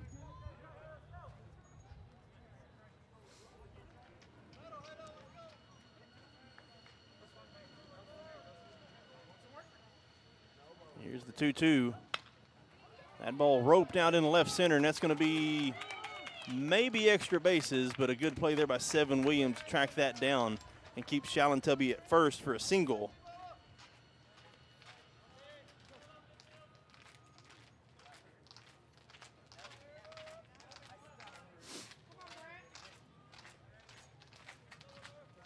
Bring up Brett Barnhart. Pitched low, good block there by Beard. Beard doing a good job there behind home plate today. I don't think Coalgate has a pass ball today.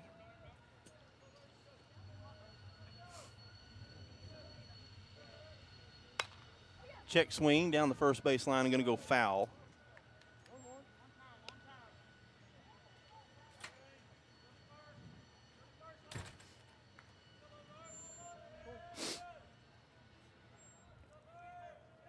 One ball, 1 strike here from Burris.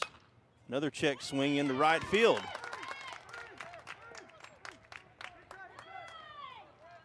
They're going to hold the runner at second. Shalintelby being held at second. Barnhart with single.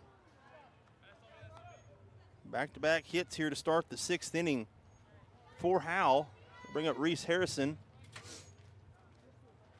Coach Cagle's going to come out to the mound.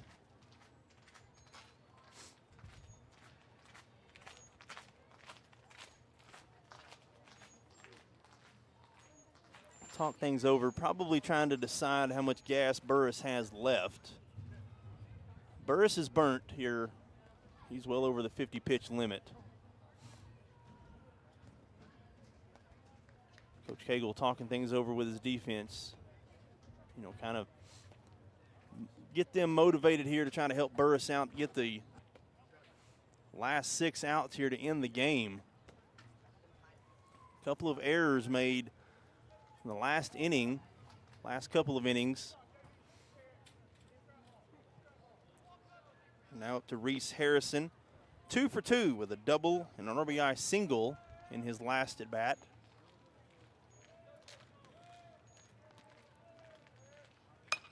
Harrison gets underneath that one. Shallow center field. Going back is Lackey making the catch from second base for out number 1. Bring up Cashion Payne.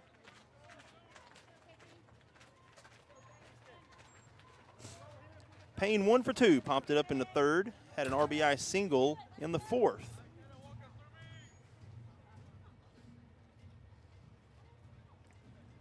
The 2 RBIs for Howe come from the 7-8 hitters.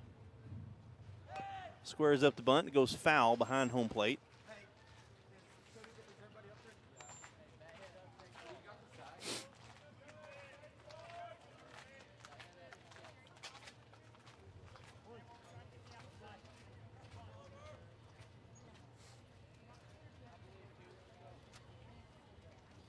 The 0-1 pitch from Burris. Back to second base, nobody's there. But Howe's not going to advance. Coalgate lucked out there as that ball was airmailed into center field. Brown was bobbing back and forth, but he had already went back to shortstop position. He thought Burris was going to throw it home to pitch. Brown quickly went back to shortstop. No harm, no foul, though. Shalintelby does not get up to go to third. Here's the 0-1. Bunt, missed, strike, throw down to second, not in time.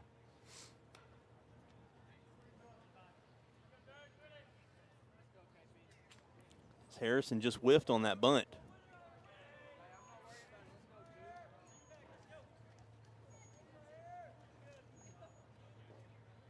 Now the 0-2, 1 out. 2 runners on for the Lions.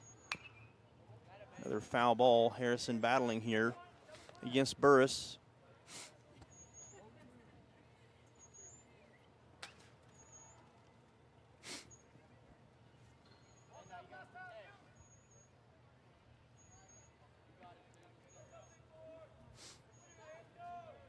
Here's the 0-2. Change up. Hit out in left center, and that's going to get distance. That's going to go to the fence, right into the gap. It's going to score at least 1. Going to score 2. And I think we may get interference at at second. That'll be a 2 RBI triple for Harrison.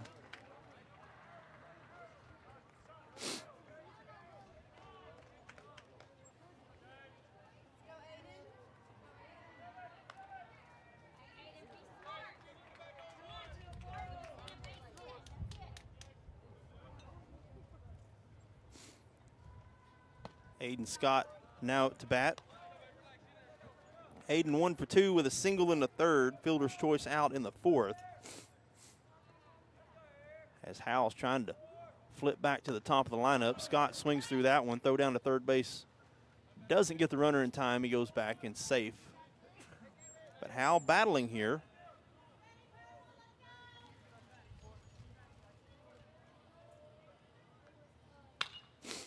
Eight to 4. That ball hit the Lackey at second base. He's going to make the out, but it does score another run. Fielder's choice RBI.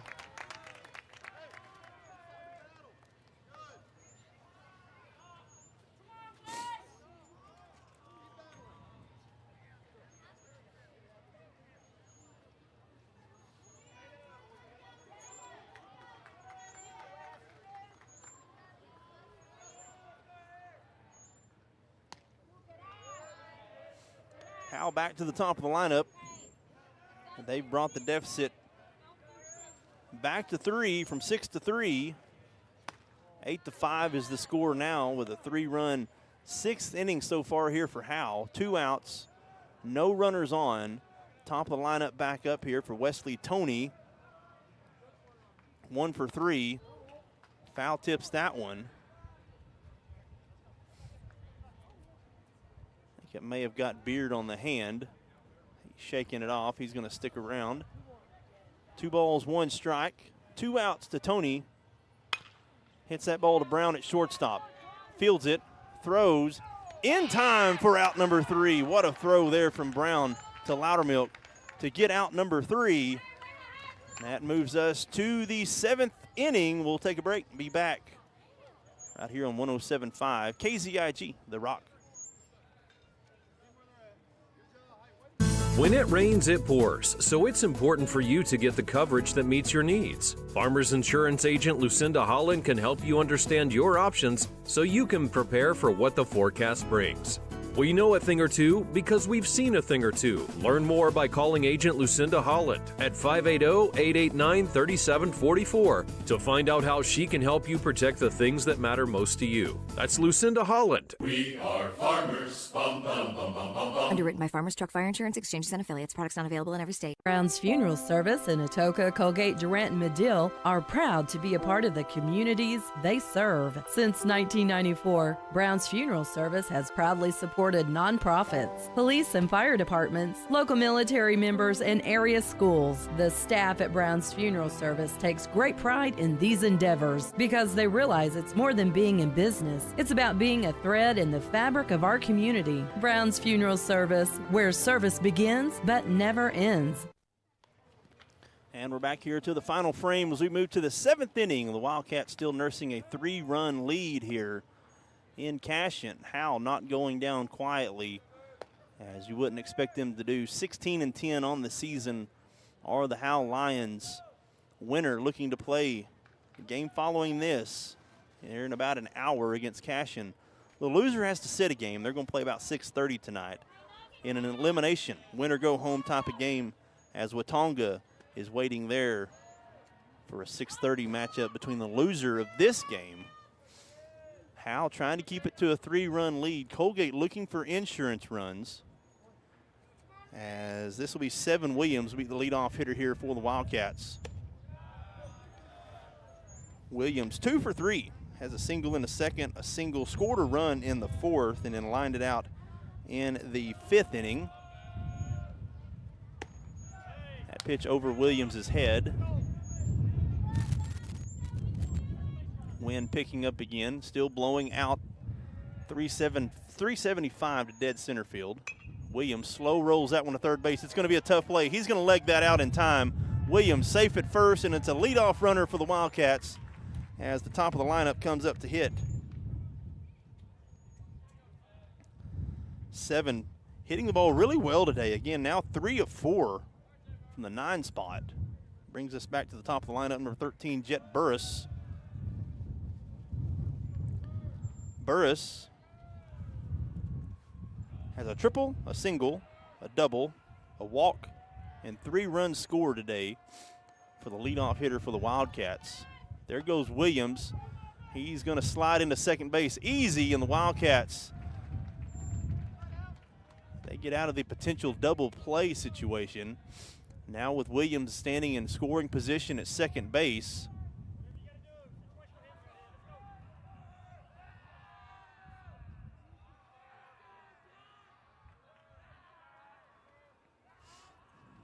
Harrison still pitching. Burris is going to call time.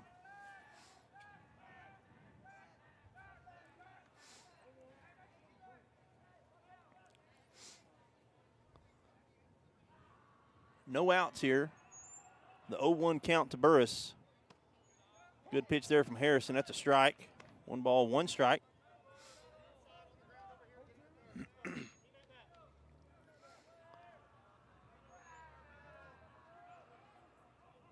Coalgate with a lot of left-handed batters.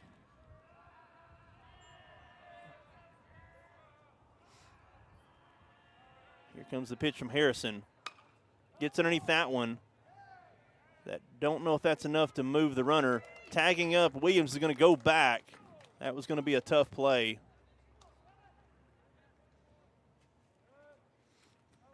So that'll be a line out to center field. That'll bring up Cato Pebworth. Cato has 2 singles, was hit by a pitch, walked, has scored 2 runs, and also has an RBI. 8-5 is the score here, top of the 7th inning. Harrison taking his time there from the pitcher's mound.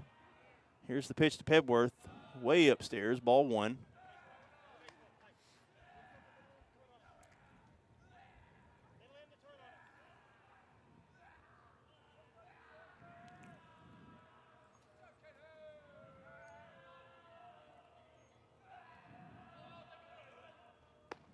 Way outside.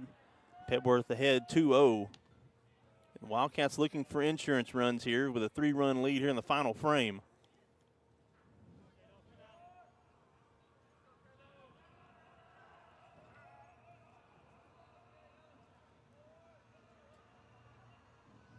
Harrison looking back at Williams at second. Misses that pitch. Now 3-0 is the count.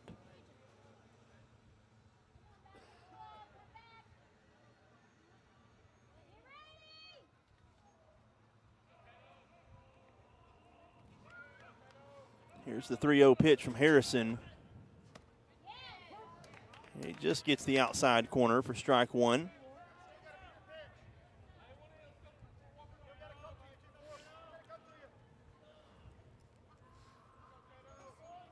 The 3-1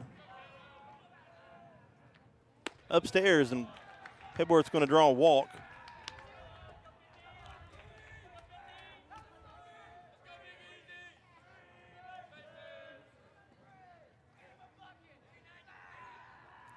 Loudermilk now steps up to the plate for the Wildcats. 2 runners on for Coalgate, runner at first, runner at second. Only 1 out for Easton Loudermilk.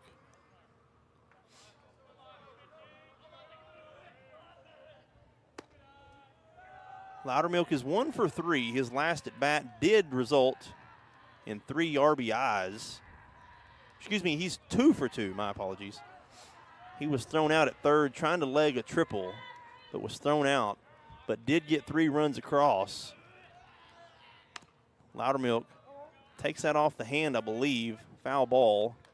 He steps out of the box. Now 1 ball, 1 strike to Loudermilk.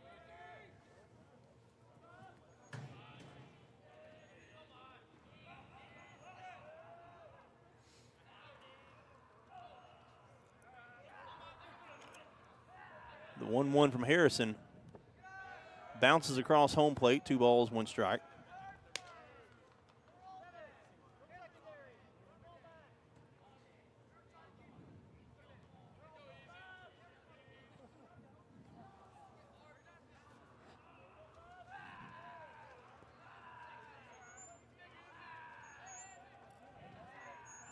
The 2-1. Swing and a miss. Got Loudermilk chasing on that one. Now 2 balls, 2 strikes. Burris on deck. Burris is 3 for 3. Hit by a pitch as well. Standing on deck for the Wildcats. Loudermilk's going to call time. Harrison takes quite a bit of time there. Very deliberate with his pitch. Make sure he gets the right call from Thornburg, who's still behind home plate.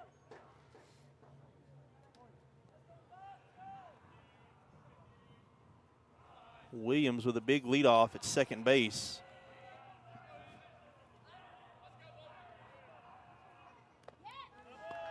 Inside pitch. And Harrison walks the bases loaded on back-to-back walks.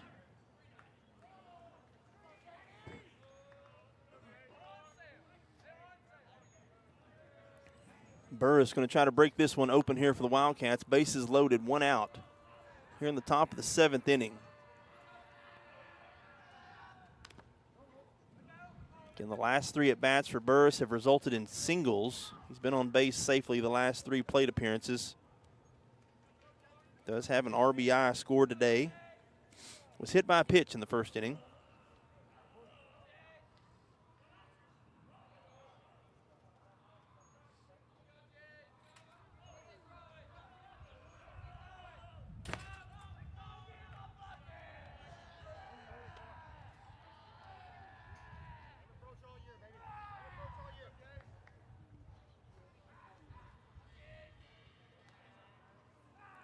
One the count. Here's the pitch from Harrison. Upstairs, ball 2.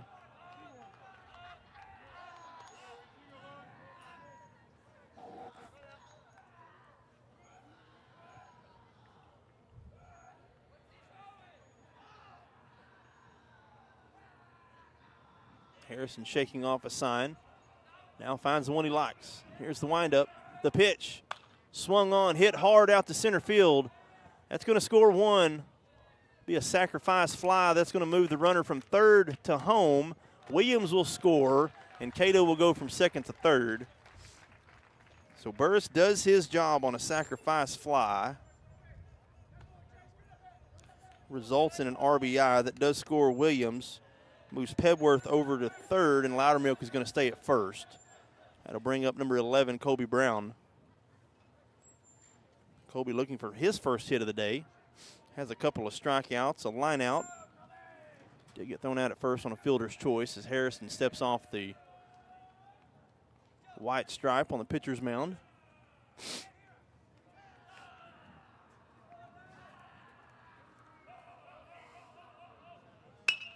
Rips that through the shortstop, goes into the outfield. It's going to be a RBI. Loudermilk's going to hold up at second.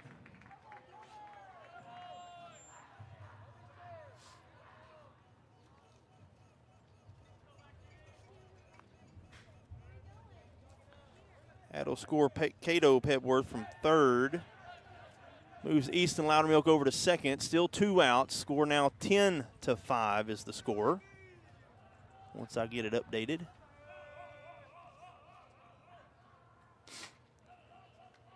Bring up Weston Lackey. Lackey looking for his first hit as well. Lackey 0 for 4. And he's going to take one off the back. Hit by pitch.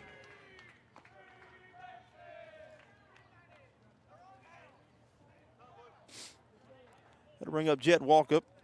Again, Walkup, he's looking for his first hit as well. As looks like we may be having a potential pitching change here. Harrison came in relief of Meade.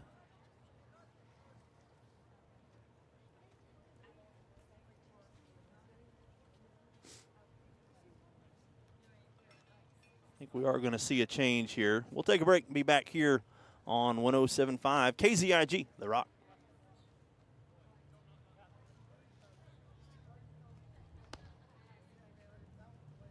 A community bank is far more than just a bank that offers the services such as online and mobile banking, mobile deposit, and loans that fit your needs. A community bank invests in the community it serves.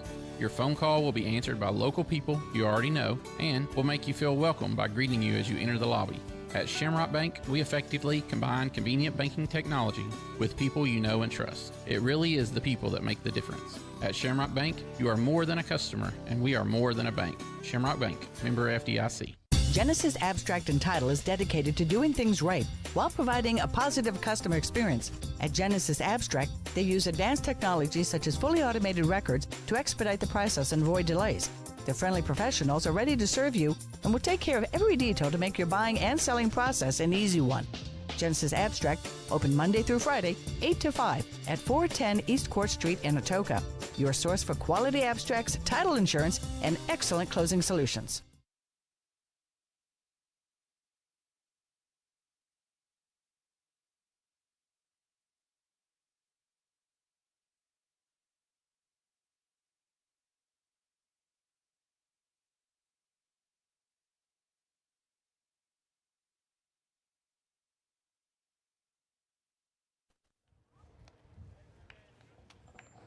And we're back here as Howe looking for that final out here to get out of the 7th inning. Wildcats having already scored 2 runs here so far.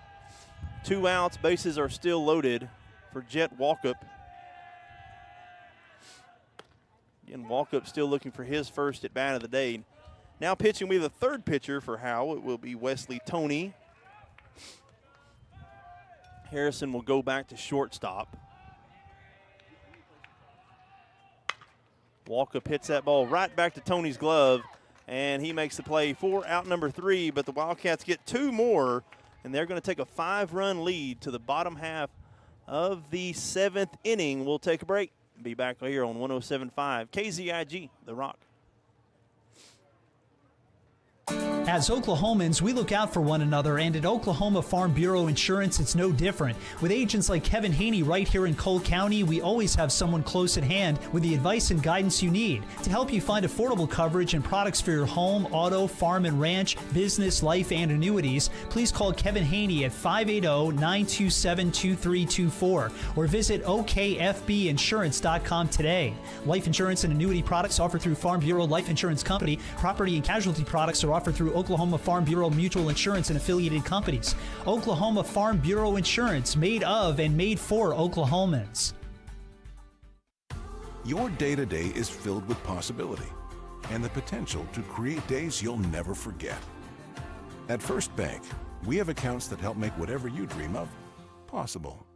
First Bank, here for possibilities. And we're back here, Cashion, Oklahoma, home of the defending state champion Cashion Wildcats, as the Wildcats now 3 outs away from moving on to the winner's bracket to play the defending state champions here in the next game at 4 o'clock-ish. The winner of that game will be 1 win away from the state tournament. The loser will come back to play tomorrow evening. Again, we'll be here as long as the Wildcats are. Whenever they play, we'll be here. So we'll stick around for the next game. Burris back on the bump for the Wildcats. As I believe it's going to be Dalton. He hits that ball hard out to left field, and he's going to get the party started with a rope out to the 305. That's going to be a double. Williams finally gathers it up.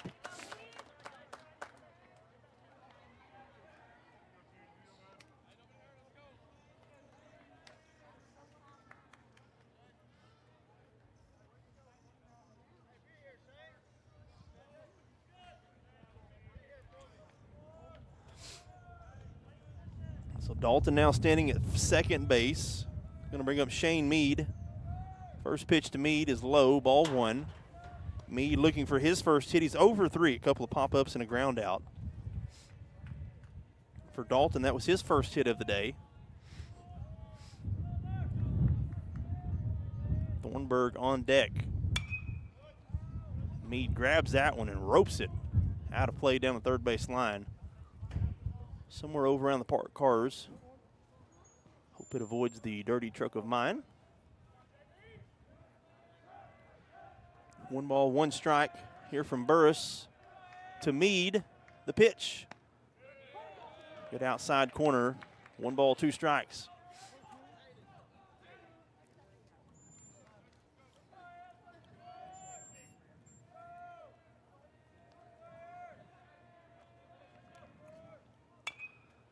Mead's underneath that one, and it's going to get into the net.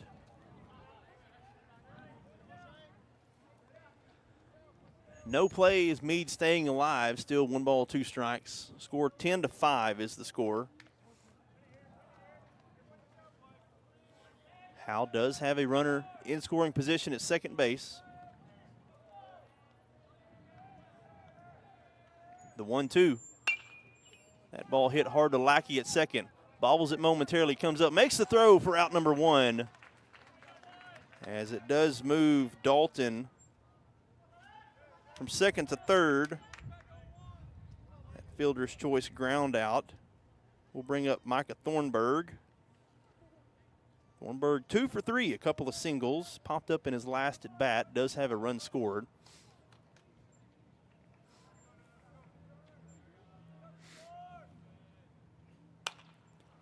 That ball is going to be popped back out of play.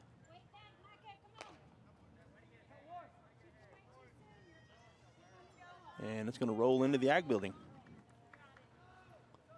Again, the Wildcats don't mind giving up the run at third as long as they can get an out here as they have a 5-run lead. They're not going to get the out, and they're going to give up the run as that ball's going to get hit hard up between third base and shortstop. Thornburg with an RBI single.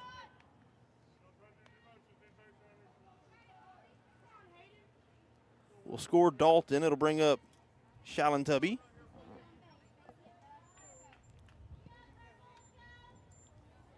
One for 3. Does have a single in his last at bat. Did score a run to start the 6th inning. That ball hit back to Kobe Brown.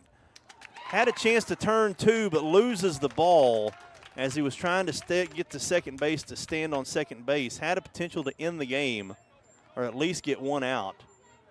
Does not. Misses it on the transfer. Runners are safe.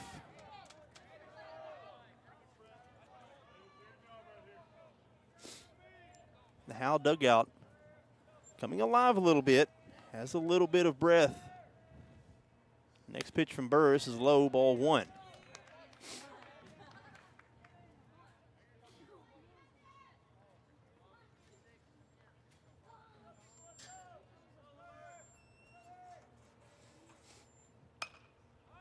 It's underneath that one. Going back is Brown and making the play. From the shortstop position, Brown coming back from an injury.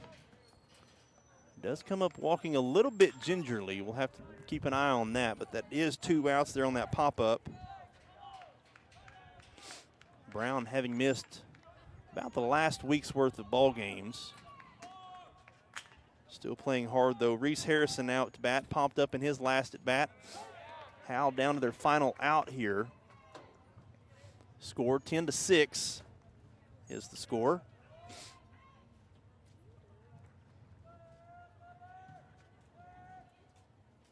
Here's the pitch from Burris.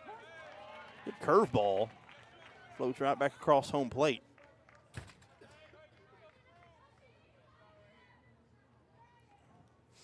Burris needs one more out here, or excuse me, one more strike. Here's the 0-2 from Burris. Going to try to go the distance. Swung on, hit hard down the right field line, and tails into foul territory.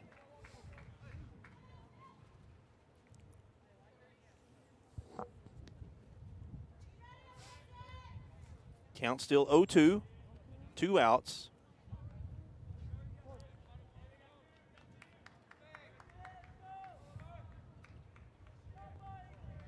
Here's the 0-2 pitch from Burris. Swing and a miss. Down goes Harrison, and Burris pitches a complete game. That's absolutely what you have to have in a regional tournament setting. You got to have a pitcher go a complete game. The Wildcats only use one arm here to get to the winner's side of the bracket as the Wildcats come up victorious. 10-6 is the score as we'll take a quick break. We'll be right back here on 107.5 KZIG, The Rock. This is Eric Studeville inviting you to buy the Studeville way. Whether you're looking for open roads or you like them built tough, there is only one way to buy your vehicle. And that's the Studeville way. Studeville Chevrolet, 851 Westside Drive in Durant, and StudevilleChevrolet.com. And Studeville Ford, 1601 South Mississippi in Atoka, and StudevilleFord.net. The Studeville family of dealerships, proudly serving you and your communities.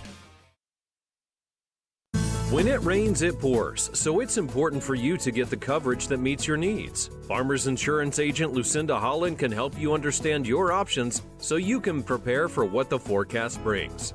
We know a thing or two because we've seen a thing or two. Learn more by calling agent Lucinda Holland at 580-889-3744 to find out how she can help you protect the things that matter most to you. That's Lucinda Holland. We are farmers. Bum, bum, bum, bum, bum, bum. Underwritten by Farmers Truck Fire Insurance Exchanges and Affiliates. Products not available in every state. Brown's Funeral Service in Atoka, Coalgate, Durant, and Medill are proud to be a part of the communities they serve. Since 1994, Brown's Funeral Service has proudly supported nonprofits, police and fire departments, local military members, and area schools. The staff at Brown's Funeral Service takes great pride in these endeavors because they realize it's more than being in business. It's about being a thread in the fabric of our community. Brown's Funeral Service Service, where service begins but never ends. A community bank is far more than just a bank that offers the services such as online and mobile banking, mobile deposit, and loans that fit your needs. A community bank invests in the community it serves. Your phone call will be answered by local people you already know and will make you feel welcome by greeting you as you enter the lobby. At Shamrock Bank, we effectively combine convenient banking technology with people you know and trust. It really is the people that make the difference. At Shamrock Bank, you are more than a customer, and we are more than a bank. Shamrock Bank, member FDIC. Your day-to-day is filled with possibility and the potential to create days you'll never forget. At First Bank, we have accounts that help make whatever you dream of possible. First Bank, here for possibilities.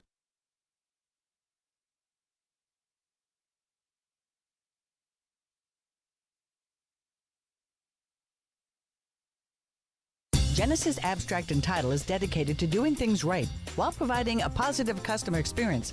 At Genesis Abstract, they use advanced technology such as fully automated records to expedite the process and avoid delays. Their friendly professionals are ready to serve you and will take care of every detail to make your buying and selling process an easy one. Genesis Abstract, open Monday through Friday, 8 to 5 at 410 East Court Street in Atoka. Your source for quality abstracts, title insurance, and excellent closing solutions.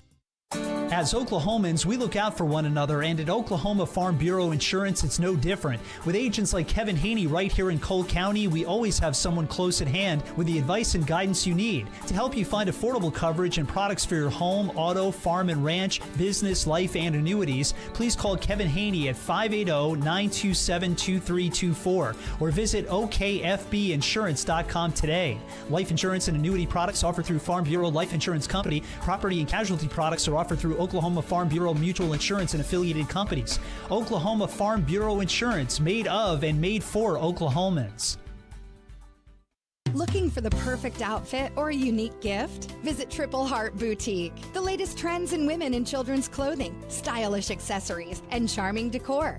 Show your team pride with their exclusive Spirit Wear collection. Need an energy boost? Stop by for one of their refreshing teas and stay glowing all year long with their tanning and red light beds. Open Tuesday through Friday from 6 to 6 and Saturday 10 till 2. Visit Triple Heart Boutique at 117 North Main Street in Coalgate. The RX shop is now under new ownership. Jason and Sedana Lanig and their two daughters are longtime residents of Caney and are looking forward to continuing the same great service for you and your family. They're excited for this opportunity to serve our community and invite you to let them help you with your healthcare needs. Call 580-889-3331, 580-889-3331, or come by 872 West 13th Street in Atoka. RX Shop thanks you for shopping local. When it comes to gifts that wow them, start your journey at the Flower Garden at 32 North Main in Coalgate. Whether it's planning that big event or you just remembered your wedding anniversary midway through the workday, the Flower Garden can get the gift you need right and on time. Follow the Flower Garden on Facebook or book online 24/7 at theflowergardencolgate.com. The Flower Garden, proudly serving Coalgate and surrounding areas since 1945. And we're back here in Cashion as the Coalgate Wildcats move on to advance to the winners bracket. They are awaiting. They'll play here in about 30 minutes-ish, as it will be Cashion against Coalgate here. The winner of this game, one win away from the state tournament. The winner will play tomorrow night at 6:30 of this upcoming game. The loser will come back to play tomorrow evening at 4 o'clock. The late game tonight in the elimination game will be Watonga. Going to wait Howe.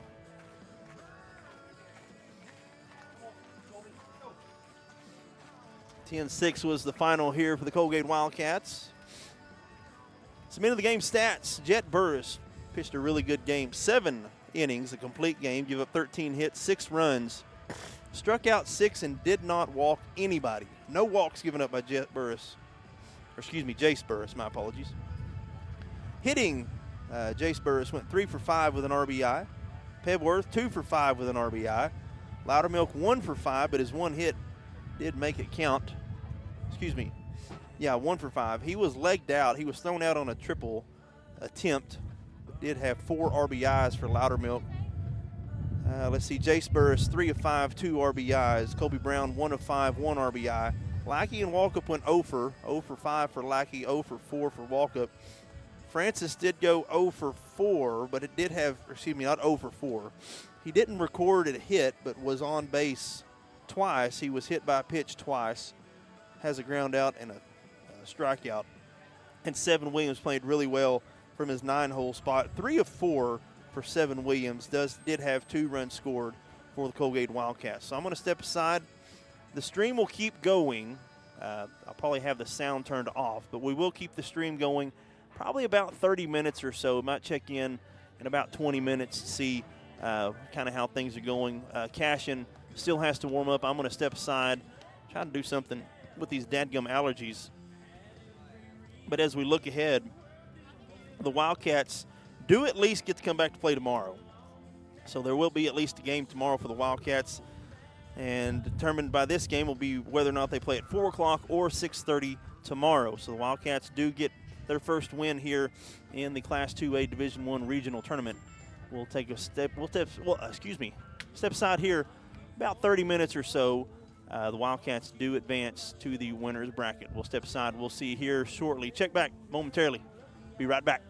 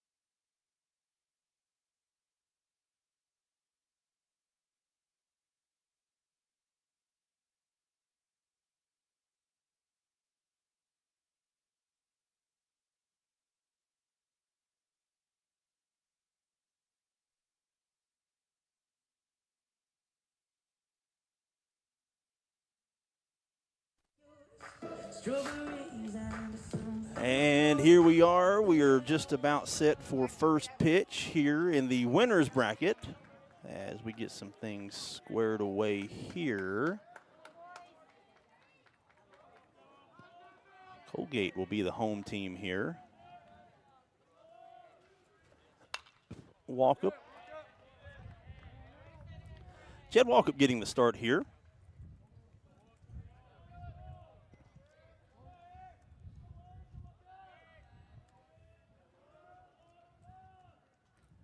As we start the top of the first inning. Again, this is the winner's side of the bracket here. The winner of this game will play tomorrow evening at 6:30 for a trip to go to the state tournament. Leadoff hitter here. Get my roster lined up. Number 23, Kellen Smith.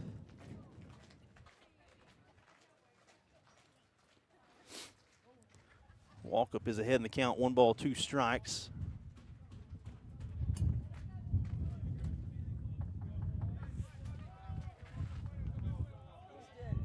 Nabavi is on deck for Cashion, the number ranked 3 team in the state of Oklahoma. Class 2A. Turn down that microphone. The wind continues to blow out here over dead center field as the shadows are now really pretty good spot to sit in here where I'm at. I'm outside here just behind home plate.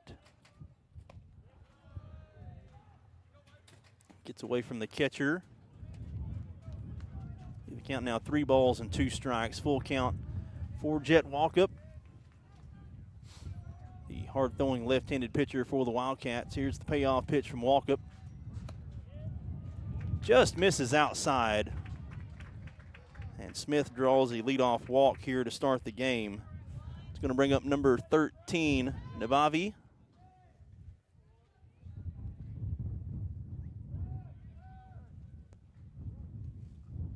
Number 5, Yowell on deck.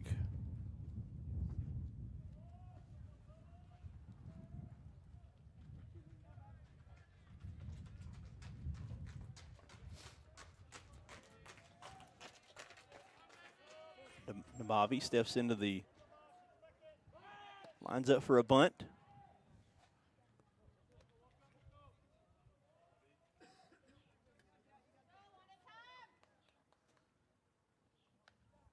Now back into the box. Smith with the leadoff on first base. Good pitch there from Walkup. Falls in for a strike. We do have a slight defensive change. Lackey moves over from second to short, flips flops with Brown. Brown is now playing second base for the Wildcats. There's a bunt. That's Walkup.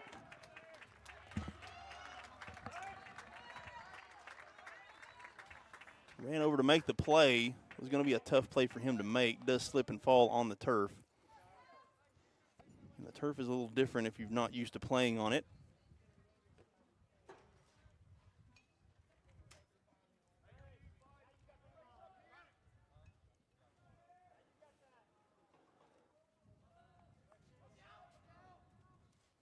Cashion now with runners on at first and second. Yowell up to bat. Yowell. We'll say Yowell.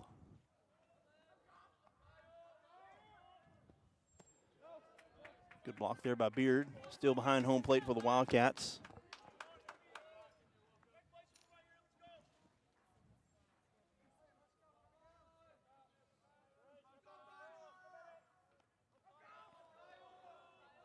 The 2-0 pitch from Walkup. Misses low, ball 3.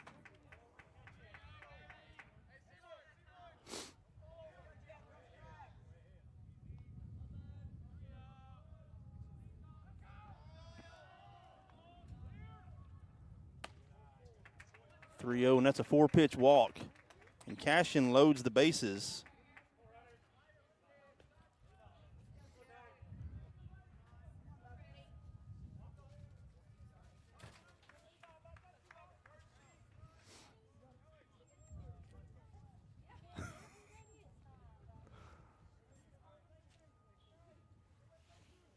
Got a stoppage of play. Looks like we're going to have a courtesy runner here.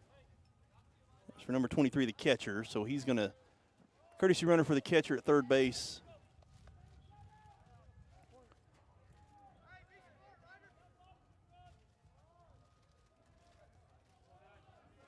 So bases are loaded for Cashion. That's a good block there by Beard. Now batting is number 9. Ryder Likens.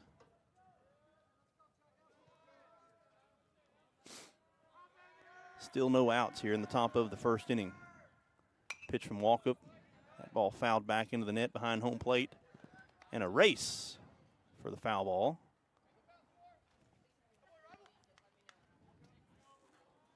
Number 4 on deck, Fields.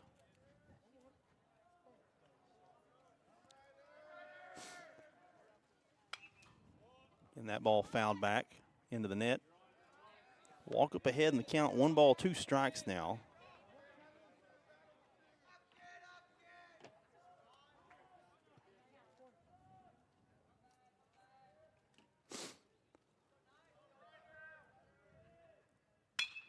That ball roped out the dead center field. Going back is Pebworth and off the wall, and that's going to potentially clear the bases. It's going to score 1, going to score 2, and being waved around and score 3. That's a 3 RBI double for Likens.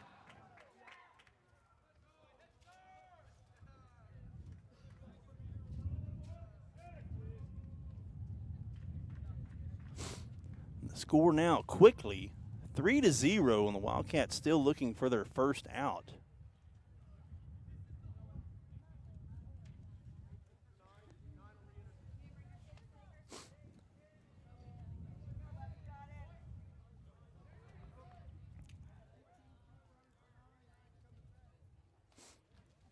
Between breaks, I'll go up to the camera and get it adjusted real quick for the third base line. I guess it moved momentarily. Again, wherever you are, however you are, thank you for tuning in here for this championship side of the bracket. This is game number 3 of the tournament. Throwback. Keeps Likens honest at second base. Fields out to bat here for the Wildcats of Cashion.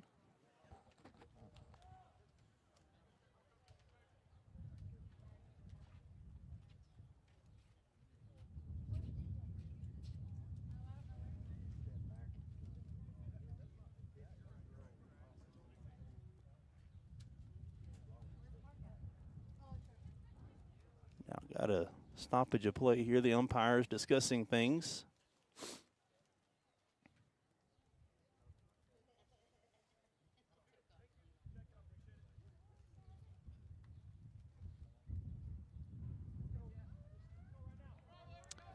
And here we go. Back to action. Still no outs. 3-0 in favor of Cashion.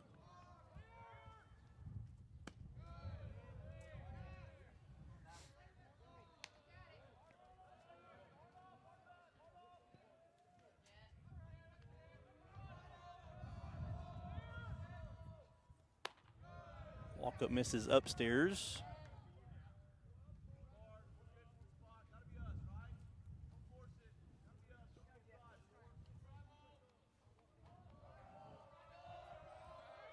And here's the windup, the pitch. There's a strike from Walkup.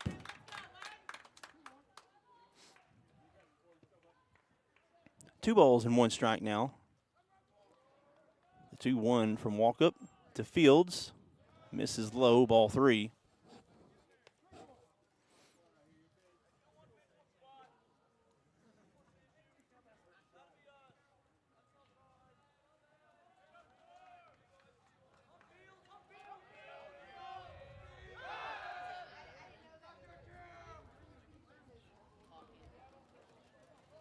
Walkup threatening with a throw back to second base.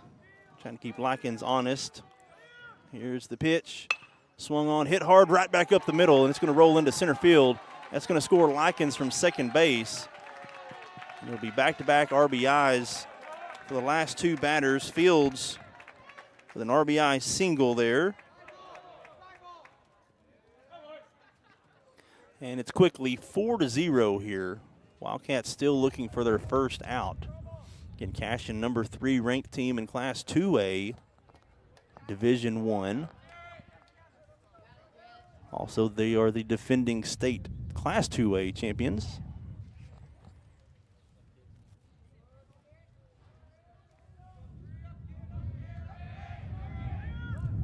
There's a bunt, and Walkup's going to get under it and catch it for an out. That bunt not laid down very well. That was number 3, McKeever.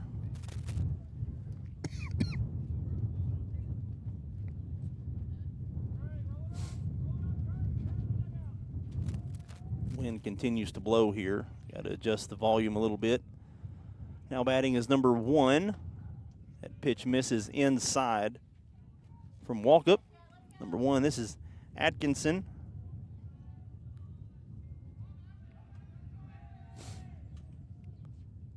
Change-up misses outside.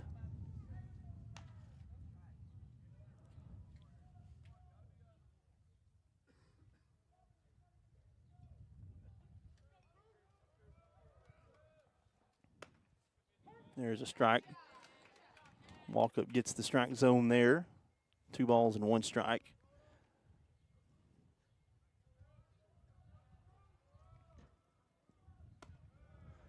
That ball just misses upstairs. 3 balls and 1 strike. Here to Atkinson.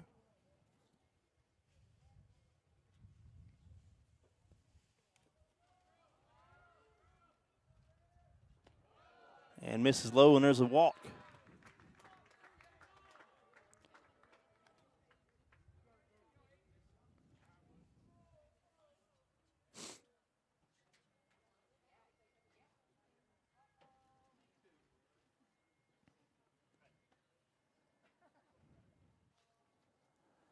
And looks like Coach Cagle is going to go to the bullpen here. We'll take a quick break and be right back here on 107.5 KZIG, The Rock. This is Eric Studeville inviting you to buy the Studeville way. Whether you're looking for open roads Or you like them built tough, there is only one way to buy your vehicle. and that's the Studeville way. Studeville Chevrolet, 851 Westside Drive in Durant, and StudevilleChevrolet.com. And Studeville Ford, 1601 South Mississippi in Atoka, and StudevilleFord.net. The Studeville family of dealerships, Proudly serving you and your communities. Your day-to-day is filled with possibility and the potential to create days you'll never forget. At First Bank, we have accounts that help make whatever you dream of possible. First Bank, here for possibilities.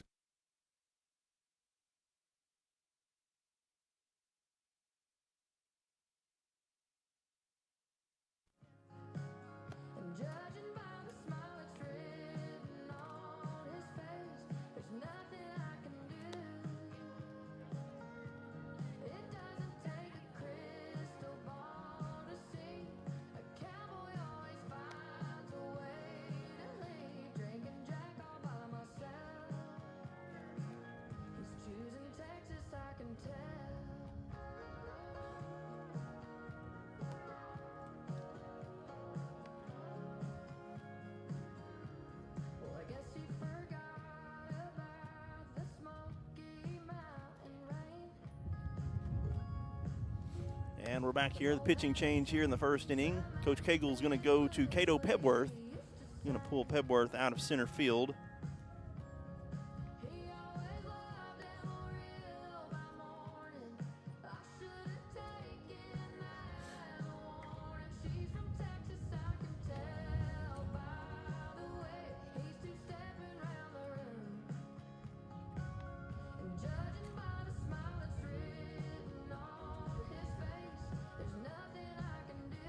Walkup's going to go a third of an inning. He's going to give up 3 hits, 4 runs, 3 walks. But he does not hit that 50 pitch mark, so he is available to pitch tomorrow.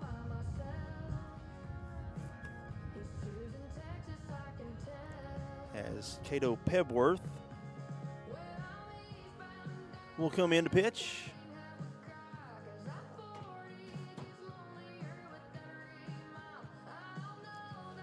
Batting now is going to be number 6, Aiden Berry.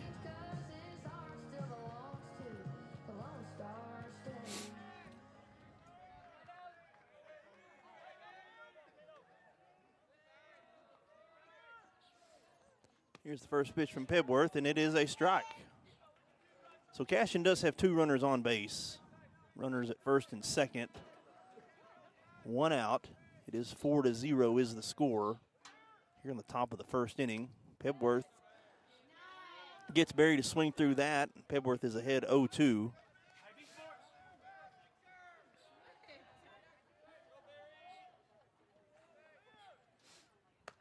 And that's a 3-pitch strike. Strikeout. Barry goes down looking, and Pebworth gets the second out of the day. It'll bring up number 15, Riker Johnson. Here's the pitch from Pebworth. Squares up the bunt, lays it back to Pebworth. Pebworth throws over to first in time for out number 3. Pebworth comes in. That's a 4-pitch, 2-out job there by Pebworth. We'll take a quick break and be right back here on 107.5 KZIG, The Rock. When it rains, it pours, so it's important for you to get the coverage that meets your needs. Farmers Insurance agent Lucinda Holland can help you understand your options so you can prepare for what the forecast brings.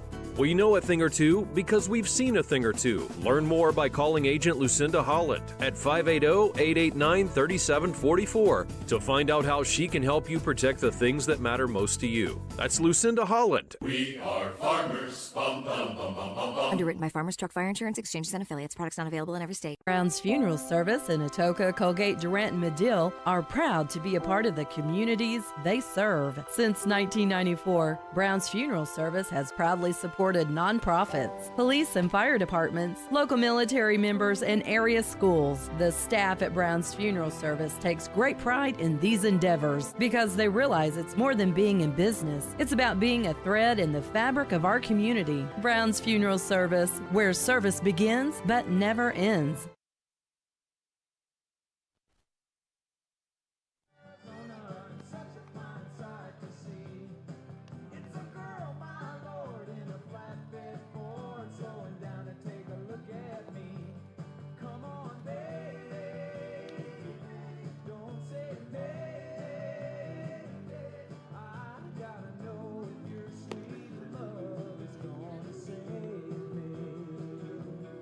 And we're back here as we move to the home half of the first inning. The Coalgate Wildcats trail here in the bottom of the first, 4-0, after Pebworth came in and was able to get the last 2 outs there from Cashion, but Cashion done damage. Pitching for Cashion is going to be number 7, Brody Nichols. Quite positive he is their number 1 pitcher, senior.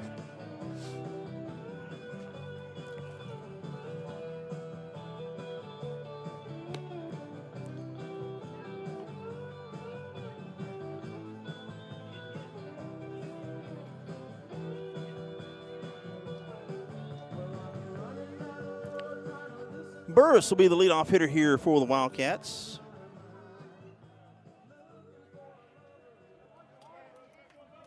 Pebworth will be the 2-hole, waiting on deck for Coalgate. Here's the first pitch to Burris, inside, strike 1.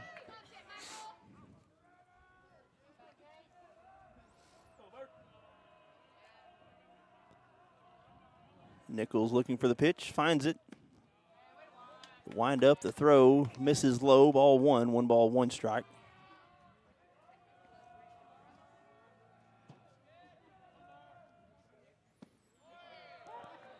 Just gets the outside bottom corner there from Nichols.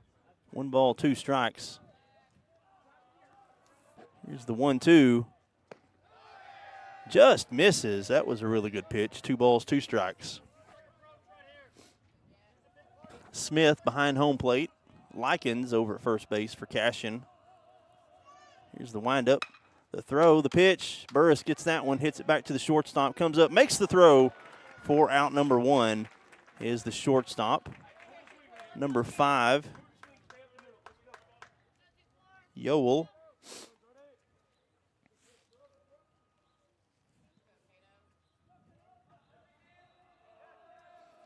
Cato Pebworth now batting for the Wildcats.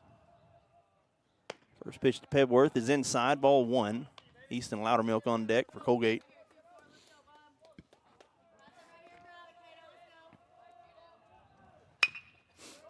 Pebworth lines that down the third base line and into foul territory.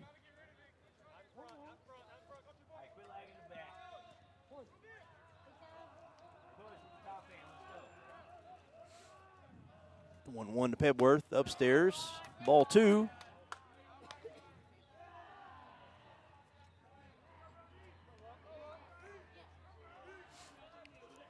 Here's the 2-1.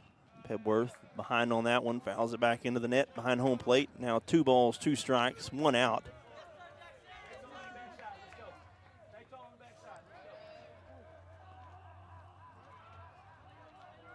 Here's the 2-2. And inside pitch, strike 3. Pebworth goes down looking.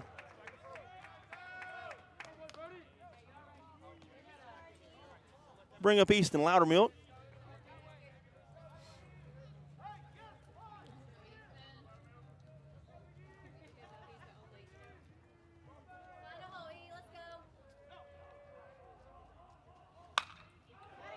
Loudermilk grips that one into right field, and that'll be a double, or excuse me, that'll be a single for Easton Loudermilk.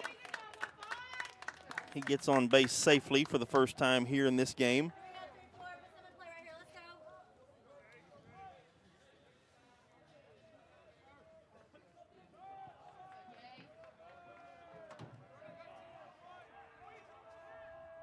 Burris now at the bat for Coalgate. Loudermilk with a lead off at first base. Here's the pitch to Burris. Low in the dirt, but Burris takes a hack at it for strike 1. Nichols got Burris chasing there on that pitch.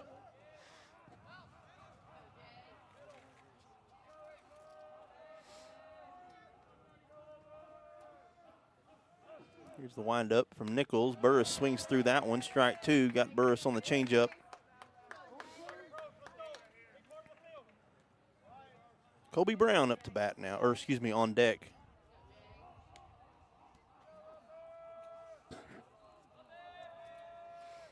Here's the 0-2 to Burris. Check swing. See, he did not go.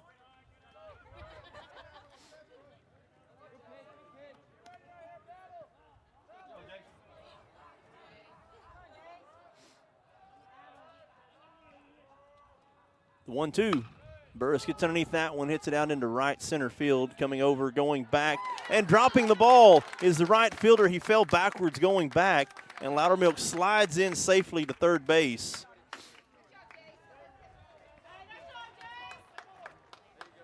Jace is able to make that work.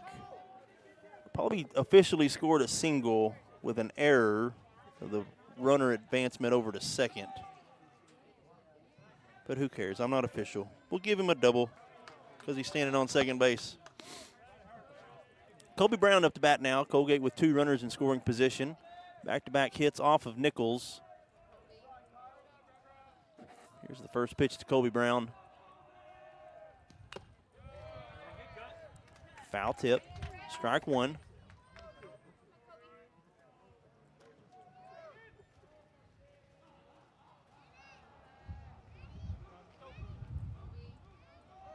Nichols with the windup, the changeup. Got Brown chasing.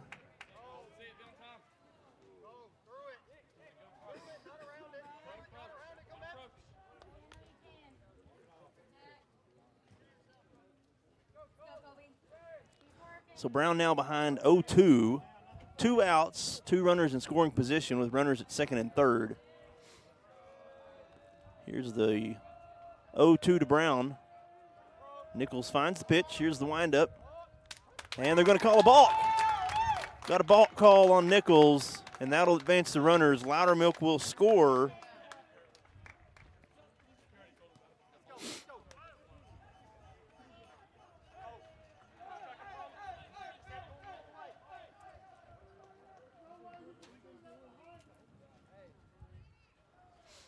So Burris will advance to third.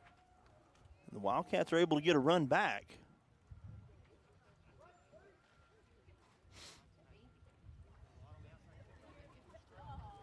Coach Mounts obviously not happy with the call. He's out discussing things with the umpire. Didn't get the answer he liked, but got the answer he got. The result of the play stands. Nichols still questioning whether or not it was a balk. can't take your foot off of the rubber. You have to keep your foot on the rubber. Once the foot comes off the rubber, that'll be called a balk every time. Nichols still doesn't agree with it, continues to shake his head. Doesn't like the answer he got, but here we are. 1 ball, 2 strikes, and the Wildcats are now on the board 4-1. Pitch from Nichols as Brown fouls that back into the Coalgate dugout, who's now moved over to the first base dugout. Cashion is the home team here, but they're the visiting team on the scoreboard, which will make things completely difficult here and confusing to understand. As Brown swings through that one, goes down swinging as Nichols gets his second strikeout. That brings us to the top of the second inning. We will take a quick break and be right back here on 107.5 KZIG, The Rock. A community bank is far more than just a bank that offers the services such as online and mobile banking, mobile deposit, and loans that fit your needs. A community bank invests in the community it serves.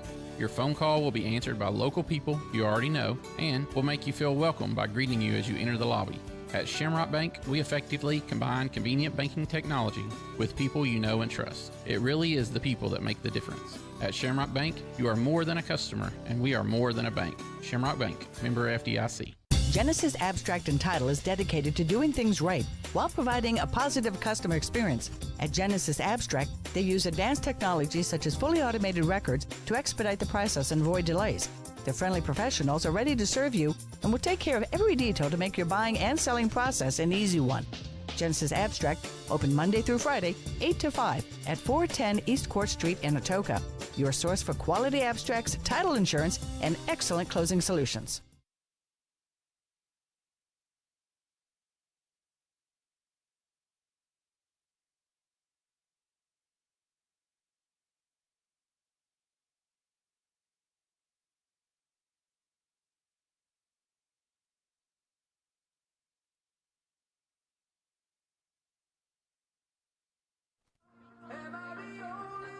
And we're back here in Cashion.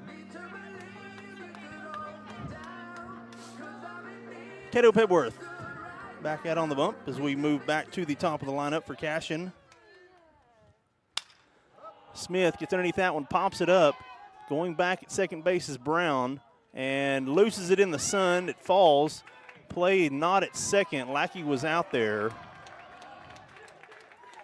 Smith recognized it. Brown loses it in the sun.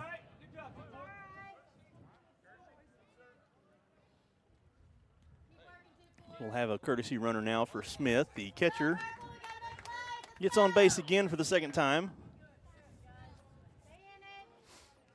Now batting number 13, Nabavi. He had a single in the first inning, did score one of the 4 runs.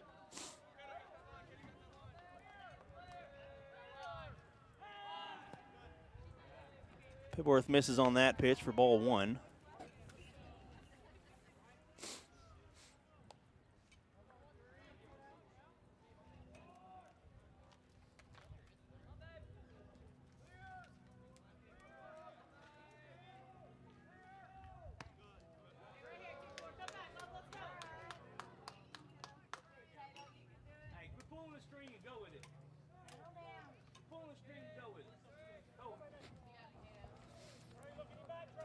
Two-0 the count. Pebworth back at it. Here's the windup, the pitch. Misses outside, ball 3. Ryder West, the courtesy runner on base on second for Cashion. Here's a 3-0 pitch from Pebworth. Right down Main Street, strike 1.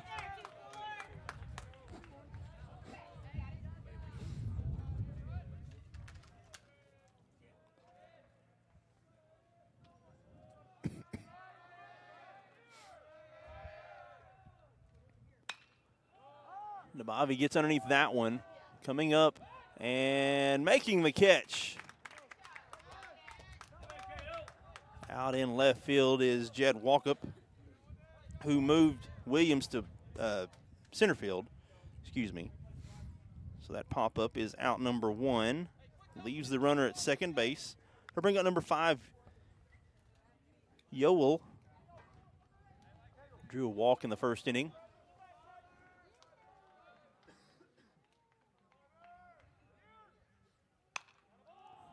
Yoel gets underneath that one. Center field coming up, finding it is Williams and making the catch from his knees for out number 2, back-to-back line outs. Going to bring up number 9, Likens. He had a 3 RBI double in his first at bat, first inning.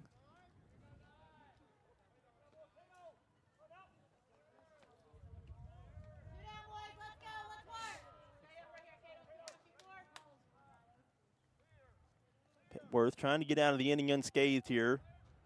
Here's the pitch, got a runner down to third, play at third, and they got him. Got him for out. No. They're going to call obstruction on Francis. Might have got him, but Francis was in the base path. So Smith is safe. It's a good throw there by Beard down to third base. Was on a rope. Francis just out of position there at third. So Cashion now with the runner on third base. But there is 2 outs.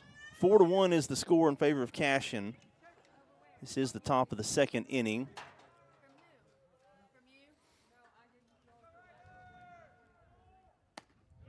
Petworth misses outside. 2 balls and 1 strike.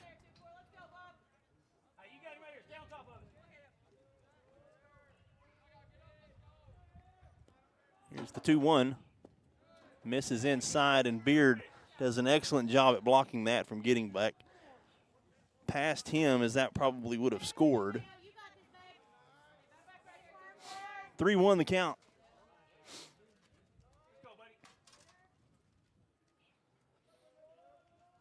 Petworth looks over at third, now back at home, the 3-1 pitch. Gets underneath that one, going back to center field, and Williams drops the ball. What would have been out number 3.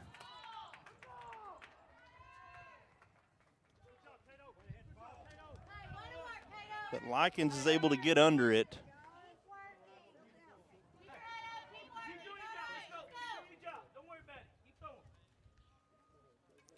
Score now 5-1.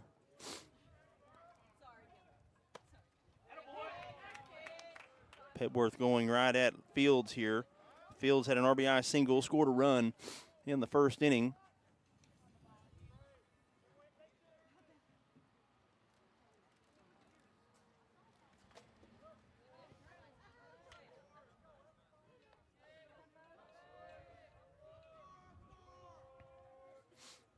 Here's the 0-1 from Petworth. Misses outside, 1 ball, 1 strike. Likens with a leadoff at first base. And the Wildcats had a couple of chances to get out of that inning. Obstruction call at third base. Petworth missing outside. Drop ball at center field.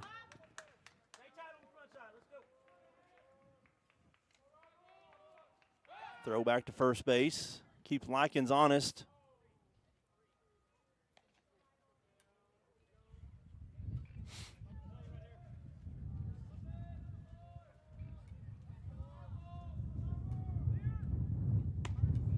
Petworth misses upstairs. 3 balls, 1 strike.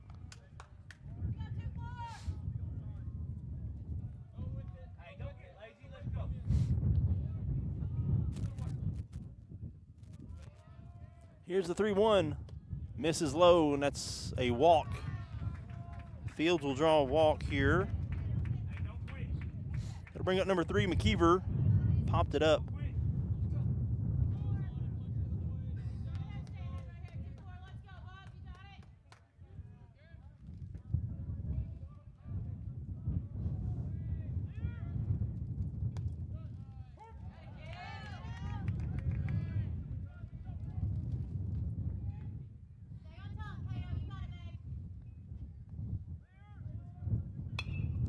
Keever gets underneath that one, and that's going to be popped up back behind home plate and out of play.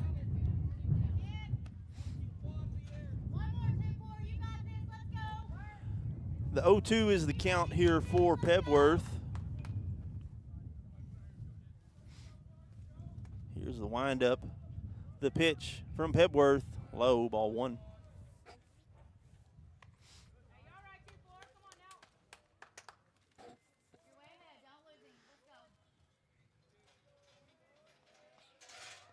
One, two.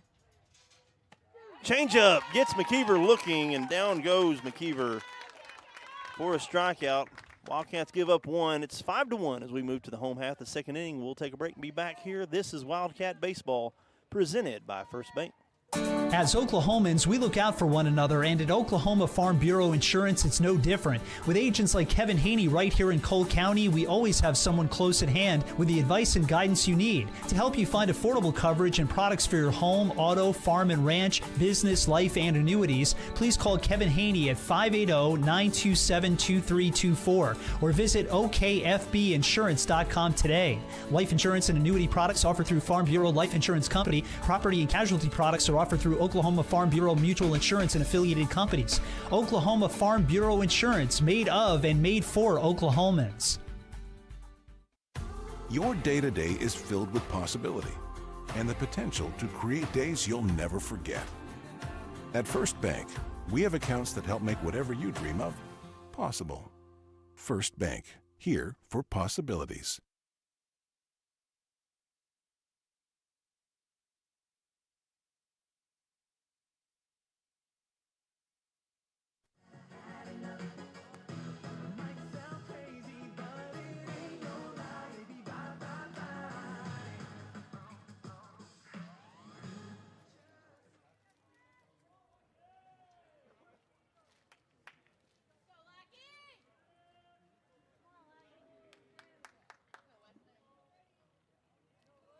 And we're back here in the bottom of the second inning as Weston Lackey starts things off here for the Wildcats.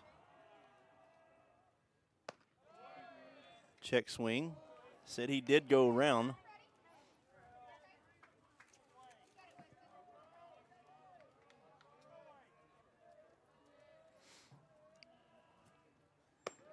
Nichols still slinging it from the pitcher's mound.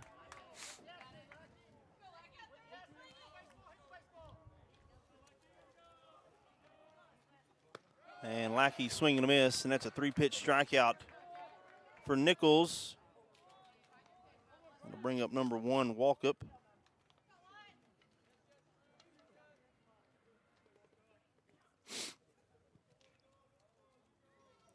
Francis on deck for Coalgate. Here's the pitch from Walkup. Nichols misses that outside, ball 1.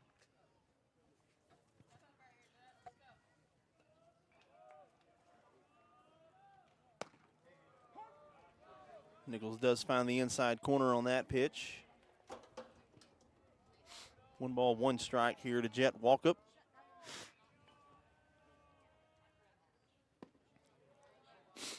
Nichols misses low and outside. 2 balls and 1 strike.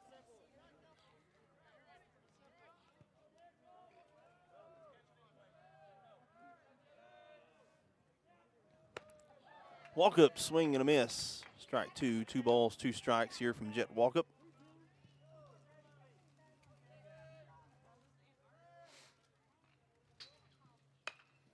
Walkup hits that slow roller back to the second baseman, and it goes under his glove. That was Nabavi, who just flat out missed it. And Walkup's on base.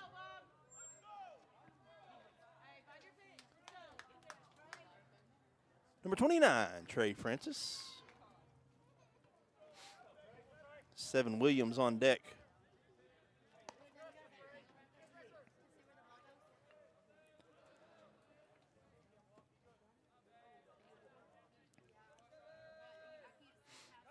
Nichols throw back to first. Walkup sliding in safely.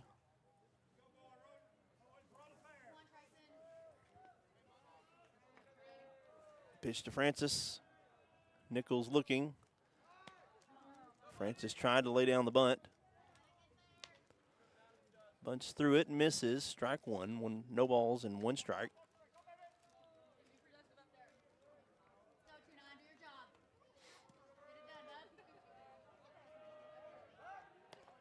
Throw back to first. Keeping Walkup honest there at first base.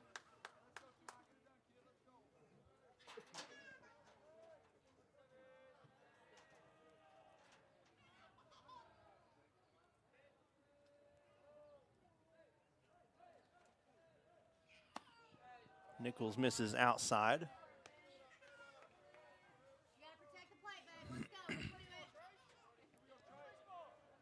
One ball, one strike here from Nichols. 5-1 is the score here, bottom of the second inning. Nichols gets the outside corner call. 1 ball, 2 strikes.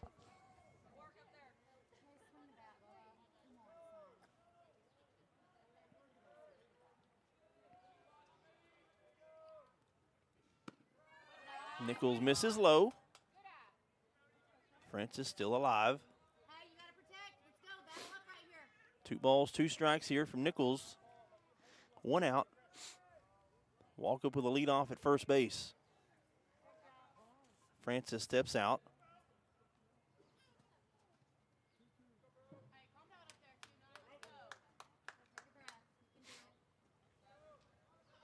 Nichols looking over his left shoulder at first base.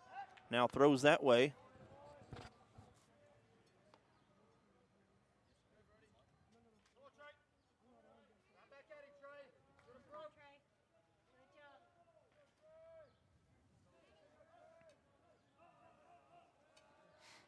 The 2-2 from Nichols.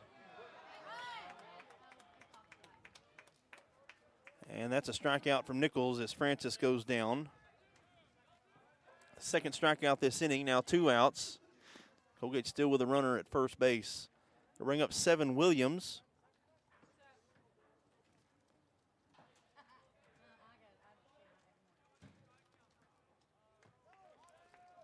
Nichols still looking over shoulder at walk-up. Williams fouls that back into the net for strike 1.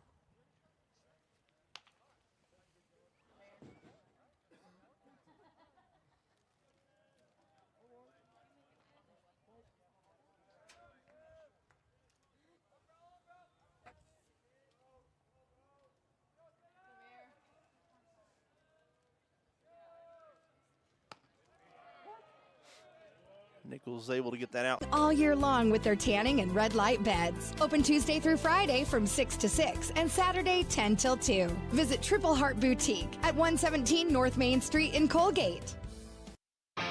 This is Eric Studeville inviting you to buy the Studeville way. Whether you're looking for open roads or you like them built tough, there is only one way to buy your vehicle. And that's the Studeville way. Studeville Chevrolet, 851 Westside Drive in Durant, and StudevilleChevrolet.com. And Studeville Ford, 1601 South Mississippi in Atoka, and StudevilleFord.net. The Studeville family of dealerships, proudly serving you and your communities.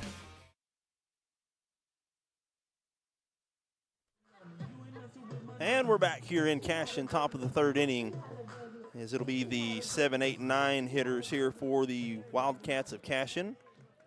Atkinson up to the plate. He drew a walk.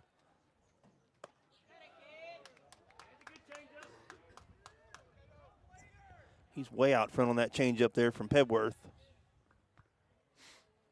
Atkinson back into the box. Here's the pitch from Pebworth. Swung on that hit on a rope out to Walkup in left field. And Walkup is able to get it in safely for a leadoff single for Atkinson. To bring up number 6, Barry. Aiden Barry.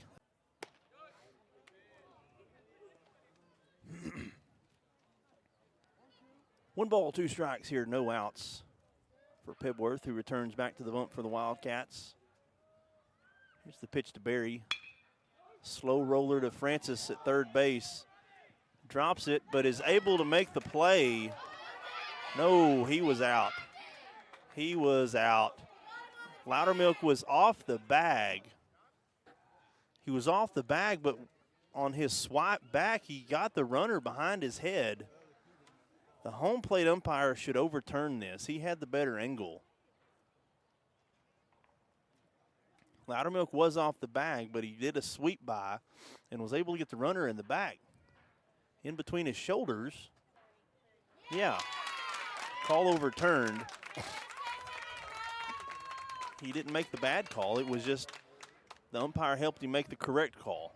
Sometimes it's about angles, and you miss the angles wasn't able to see the tag in the back. That did move the runner. Barry is out at first for out number 1. It'll bring up number 15, Johnson.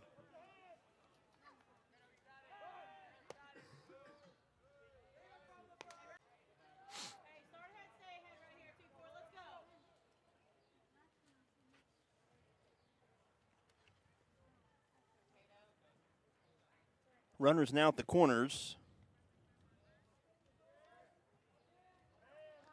As we're back to the top of the lineup. Smith walked in the first inning, scored a run. Hit a double in the second inning, scored a run. Smith, very dangerous hitter, number 23, junior catcher. Throw back to first.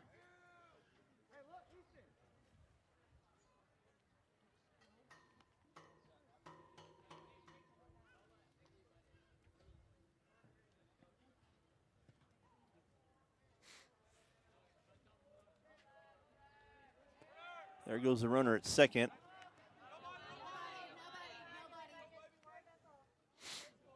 Does get away from Beard, but the runner does not advance from third. So Cashion now with a couple of runners in scoring position at second and third.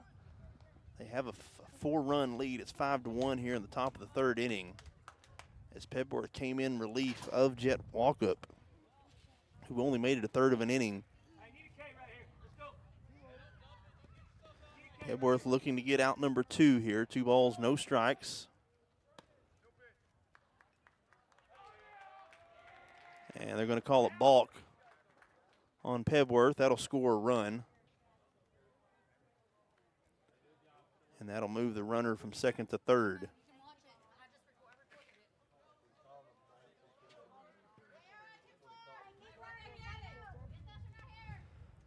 Smith back in the box.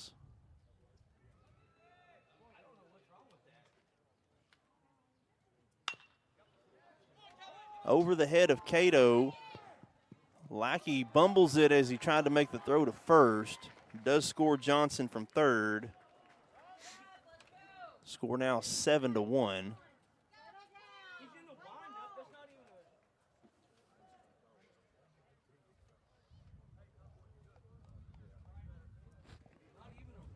Seven to 1 is the score here in the top of the third inning. 1 out.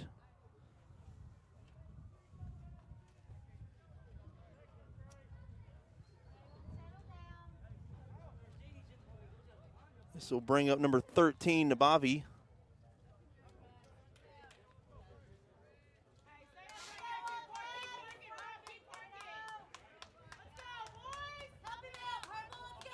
Courtesy runner at first base for Smith. Pebworth lines that one down Main Street for strike 1.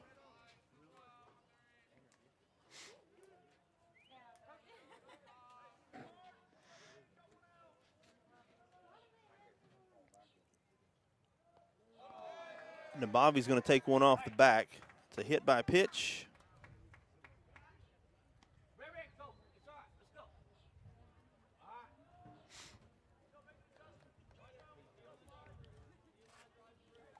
To bring up Yoel. Yoel looking for his first hit of the day. Drew a walk in the first inning. Did score a run. He popped up for an out in the last inning. Pebworth stepping off the pitcher stripe.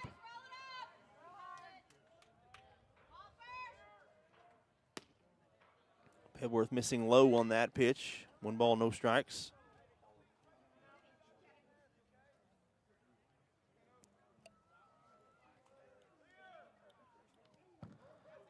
And he's going to take one off the leg.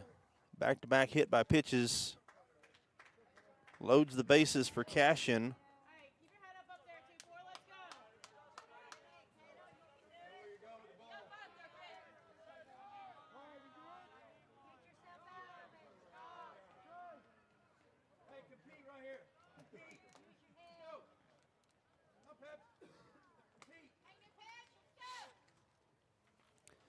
Bases loaded for number 9, Likens. He's 2 for 2, has a single and a double. 3 RBIs from the 4-hole hitter for Cashion. He has a chance to break this open if he's able to get a hold of one. One out here.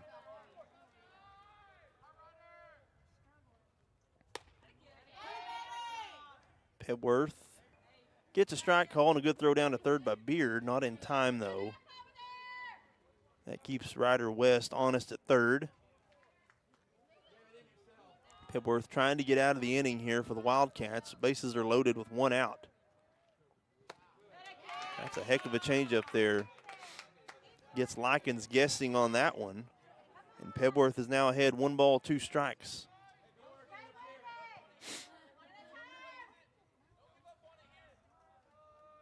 Here's the 1-2.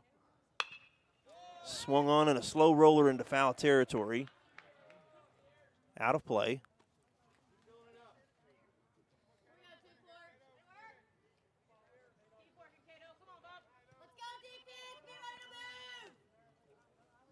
Here's the 1-2. Misses. 2 balls, 2 strikes.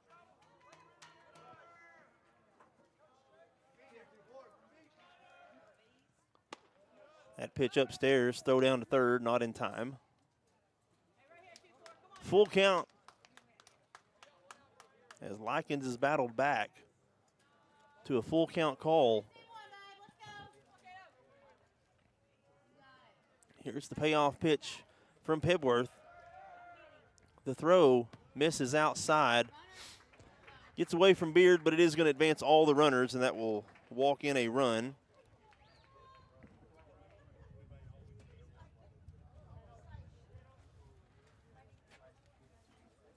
Score now 8-1 in favor of Cashion. Still only one out here in the top of the third inning. Pebworth trying to get out of a sticky situation here. Bases are still loaded, going to bring up Fields. Fields hit an RBI single, did score a run in the first inning, drew a walk in the second inning. Again, Cashion with a chance to break this open here in the third. Pebworth misses on the outside corner. Now 1 ball, 1 strike from Pebworth. McKeever on deck as Field gets underneath that one early, and he drives that one down the left field line and out of play. We're here at Lance Butler Field, home of the defending Class 2A Division I state champion, Cashion Wildcats. Fields drives that into right field. Going back is Burris, making the catch at the fence. It will be a sacrifice fly, RBI, that will score 1. Scores Nabavi.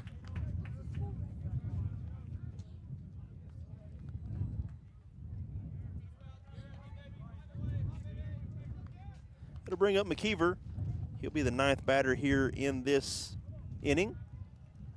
Behind McKeever, gets away from Beard. Throw down to third is not a little bit high, so it drew Francis off the bag.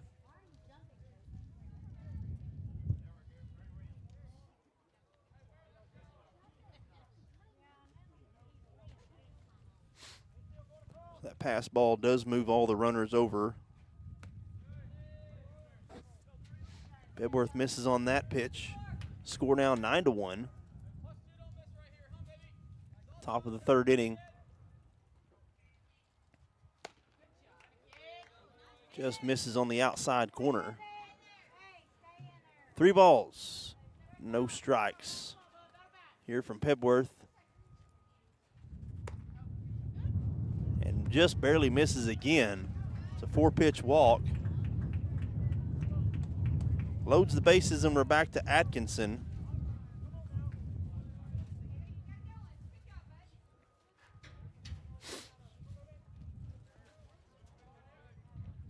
Atkinson had a single, did score a run. That's a good change up there from Cato Pebworth. Got Atkinson guessing on that one. Atkinson had just about completed his swing by the time the ball got there. And Atkinson, Atkinson trying to do a good acting job there. Thought he got hit, was not hit, but he did go around. He got called a strike. Umpire wasn't buying that. Here, he take that one. That's a hit by pitch, RBI. That will score Yowell from third, and I think Cagle's going to have to make a pitching change here. Score 10-1.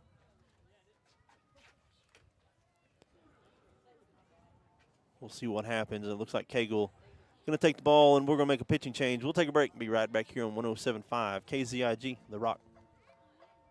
Genesis Abstract and Title is dedicated to doing things right while providing a positive customer experience. At Genesis Abstract, they use advanced technology such as fully automated records to expedite the process and avoid delays. Their friendly professionals are ready to serve you and will take care of every detail to make your buying and selling process an easy one. Genesis Abstract, open Monday through Friday, 8 to 5 at 410 East Court Street in Atoka. Your source for quality abstracts, title insurance, and excellent closing solutions. When it rains, it pours, so it's important for you to get the coverage that meets your needs. Farmers Insurance agent Lucinda Holland can help you understand your options so you can prepare for what the forecast brings. We know a thing or two because we've seen a thing or two. Learn more by calling agent Lucinda Holland at 580-889-3744 to find out how she can help you protect the things that matter most to you. That's Lucinda Holland. We are farmers. Bum, bum, bum, bum, bum, bum. Underwritten by Farmers Truck Fire Insurance Exchanges and Affiliates. Products not available in every state.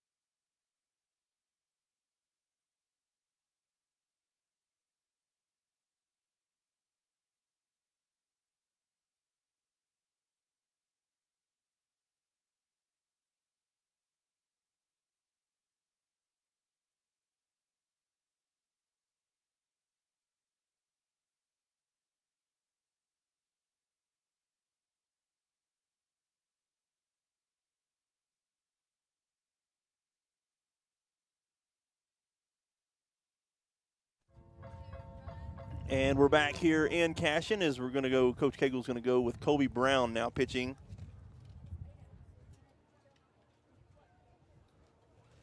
So that'll shuffle the defense around a little bit. Seven Williams will come in to play second base. Pebworth, I believe, goes to right field. That moves Burris over to center field. First pitch from Brown is low and outside. This will be number 6, Barry.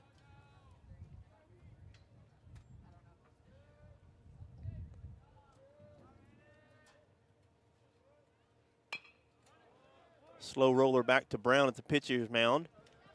Pitches it over to Loudermilk for out number 3. But the damage was done. Cashion tacks on another 5 runs. Score now 10-1 in favor of the Wildcats of Cashion. We'll take a quick break and be right back here on 107.5 KZIG, The Rock. Brown's Funeral Service in Atoka, Coalgate, Durant, and Medill are proud to be a part of the communities they serve. Since 1994, Brown's Funeral Service has proudly supported nonprofits, police and fire departments, local military members, and area schools. The staff at Brown's Funeral Service takes great pride in these endeavors because they realize it's more than being in business. It's about being a thread in the fabric of our community. Brown's Funeral Service, where service begins but never ends. When it comes to gifts that wow them, start your journey at the Flower Garden at 32 North Main in Coalgate. Whether it's planning that big event or you just remembered your wedding anniversary midway through the workday, the Flower Garden can get the gift you need right and on time. Follow the Flower Garden on Facebook or book online 24/7 at theflowergardencolgate.com. The Flower Garden, proudly serving Coalgate and surrounding areas since 1945.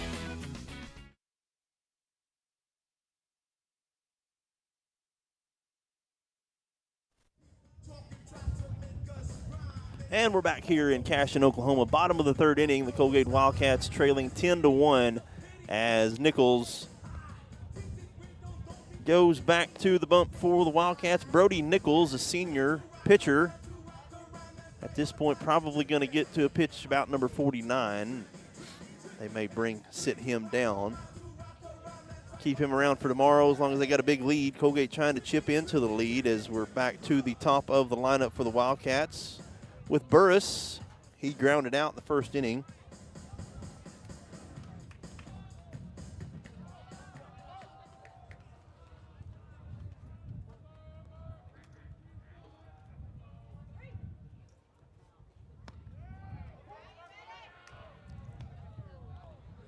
Burris falls behind 0-1 with that pitch from Nichols.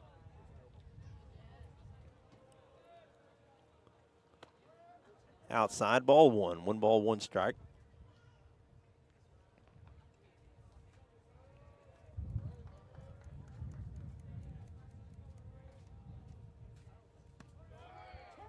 Good changeup there from Nichols.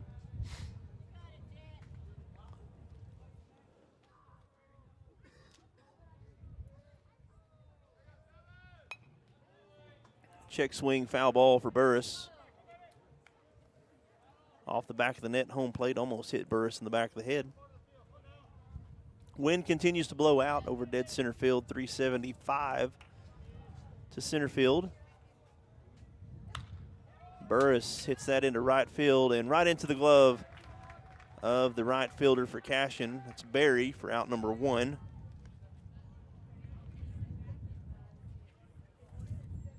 To bring up Cato Pebworth. Pebworth struck out looking in his first at bat back in the first inning.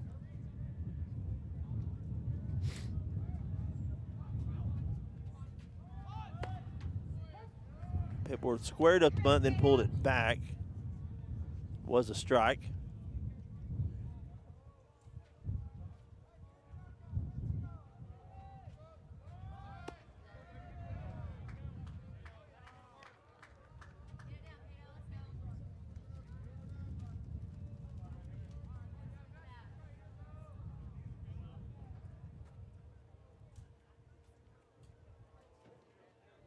Here's the pitch, and it's a 3-pitch strikeout from Pebworth. Pebworth thought it was low, was right on the line.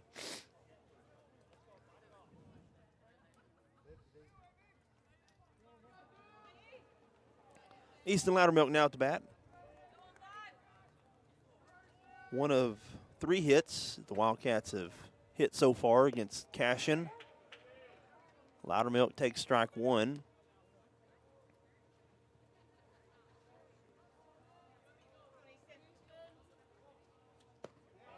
Strike 2.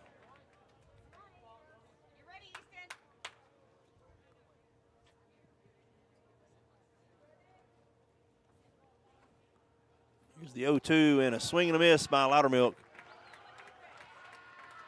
For out number 3. 3 up, 3 down for the Wildcats in the bottom of the third inning. We'll take a break and move to the top of the fourth, and we return right here on 107.5 KZIG, The Rock. The RX shop is now under new ownership. Jason and Sedana Lanig and their 2 daughters are longtime residents of Caney and are looking forward to continuing the same great service for you and your family. They're excited for this opportunity to serve our community and invite you to let them help you with your healthcare needs. Call 580-889-3331, 580-889-3331, or come by 872 West 13th Street in Atoka. RX Shop thanks you for shopping local. Your day-to-day is filled with possibility and the potential to create days you'll never forget. At First Bank, we have accounts that help make whatever you dream of possible. First Bank, here for possibilities. And we're back here in Cashion as we start the top of the fourth quarter. Wrong sport. Fourth inning with another pitching change. It'll be Hale now batting for Coalgate.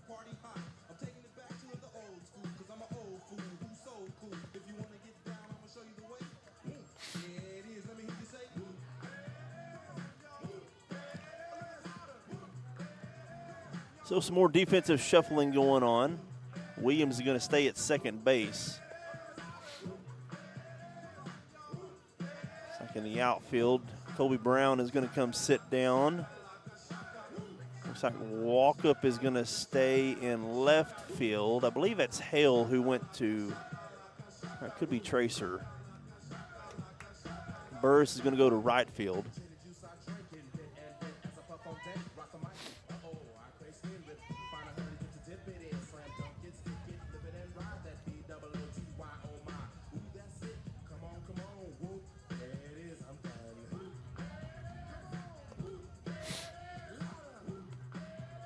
It'd be Blaine Hale now pitching for the Wildcats.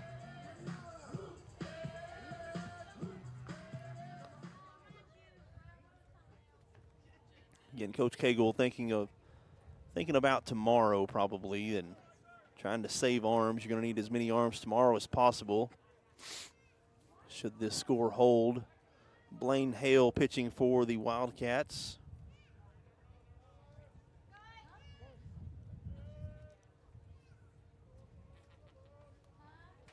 Here's the first pitch from Hale. Going to lay down a bunt right at home plate. Beard comes up throwing over the head of Loudermilk. And rounding second to second is number 15, Johnson. He's still on his horse. Going to go all the way to third base on a bunt.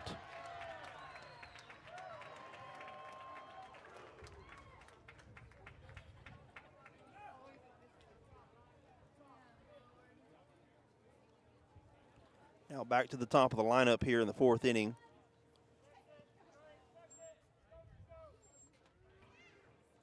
Number 23, Smith, who's had a pretty good day so far, hits that ball right back up the middle.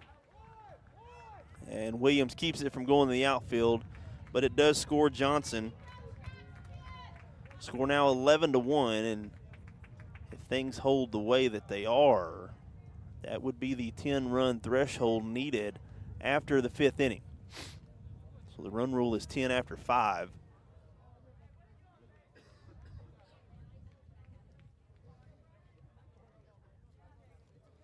So the Wildcats would need to get at least another run if things hold serve here the rest of this inning. The number 2 hitting Nabavi is up to bat.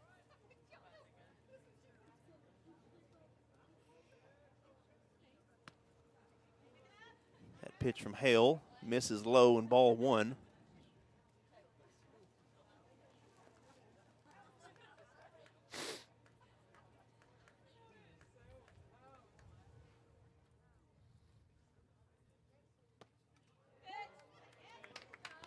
Blaine finds a strike zone there. 1 ball, 1 strike. Courtesy runner at first base for the catcher.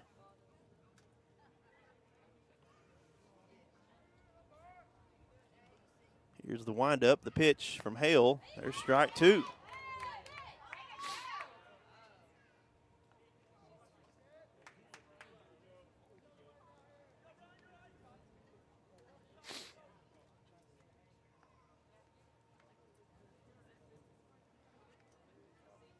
One ball, 2 strikes to Nabavi.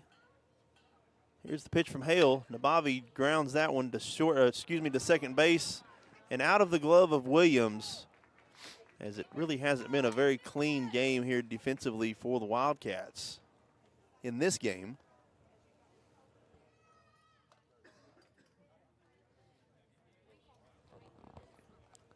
So Nabavi's able to get on base safely.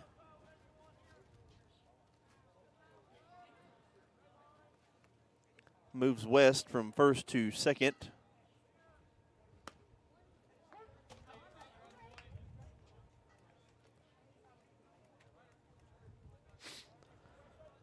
First pitch from Hale is a strike. Still no outs here in the top of the fourth inning. Excuse me, yes, top of the fourth inning.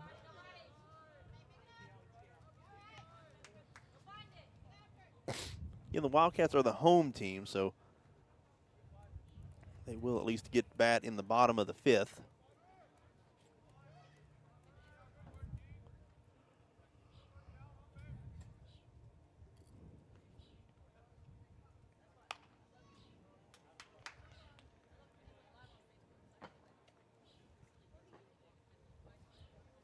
Well fouls that down the first base line and out of play. 11-1 the score here. 1 ball, 2 strikes, no outs here, top of the fourth inning.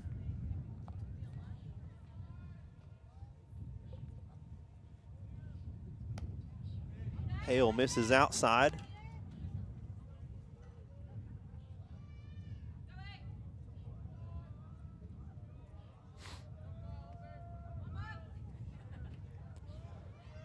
The 2-2. The windup from Hale misses low. Now 3 balls, 2 strikes.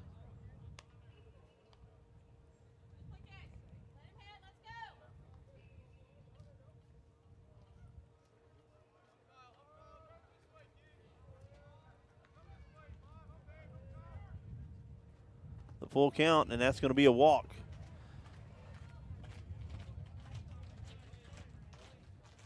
It'll move the runners around. West will go from second to third, and Abavi moving over to second base, and bases are loaded here. Still no outs.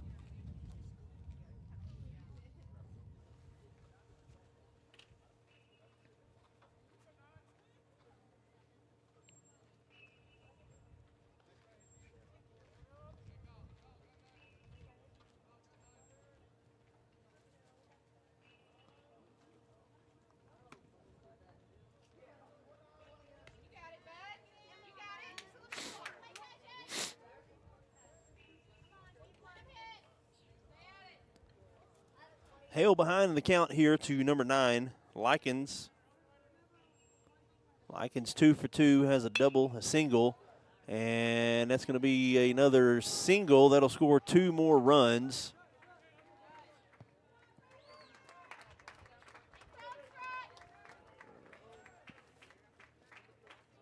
Likens with 5 RBIs on the day.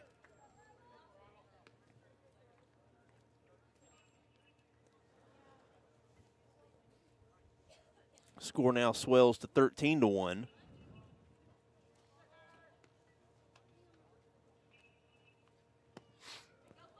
Hale misses low on that pitch.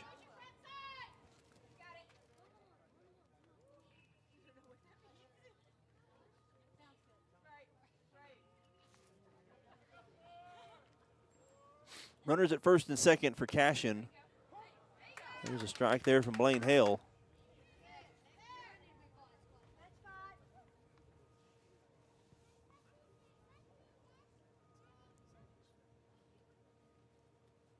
The windup, the pitch. Strike 2. Fields now batting for Cashion. Had an RBI single, scored a run in the first inning, walked in the second, and had a sacrifice fly RBI in the third inning.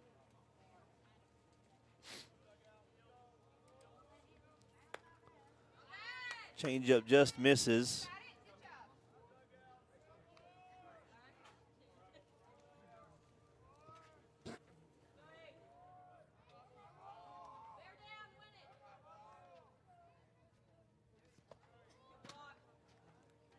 Good block, excuse me, good block there from Beard.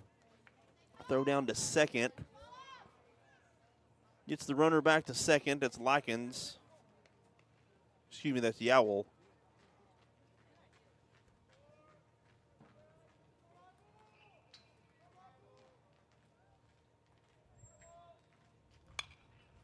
Pops that up, and it is playable around the shortstop area. Lackey going back, and it bounces out of his glove. We'll have a forced out at third as the runner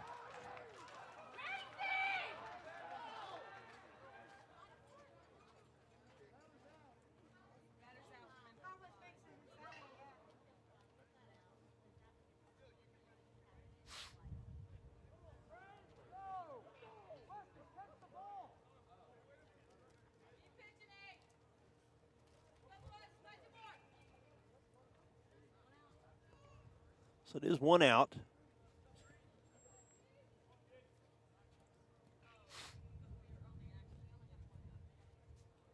Here's the pitch from Hale.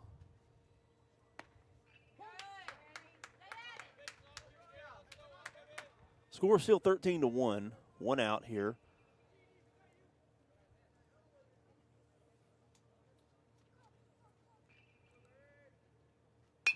McKeever up to bat, hit back to Lackey at shortstop, bobbles it, tries to make the throw to first, not in time, goes into the Coalgate dugout, and the runners will advance.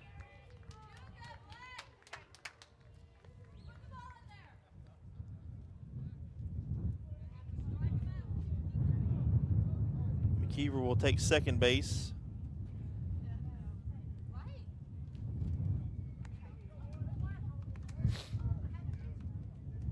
As we're now back to the start of this inning, as Atkinson is back up to bat.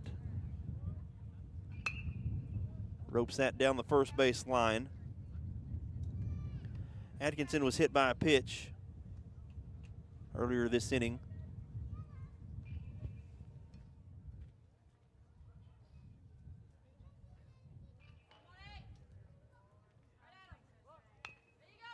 There's a bunt back to Hale. Comes up, makes the throw, the out.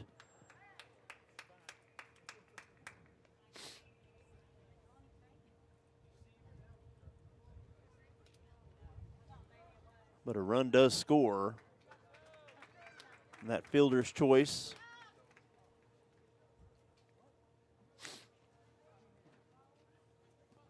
(15-1) now the score in favor of Cashion. Now 2 outs.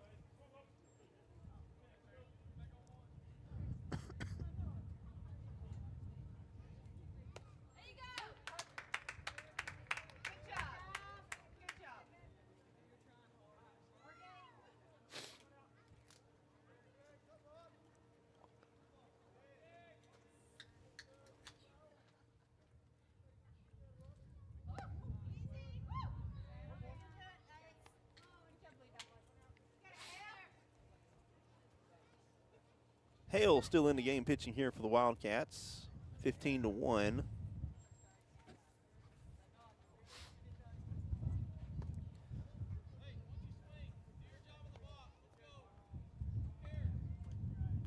And at this point, I think Coach Cagle looking toward for tomorrow, down 14 runs here. It is a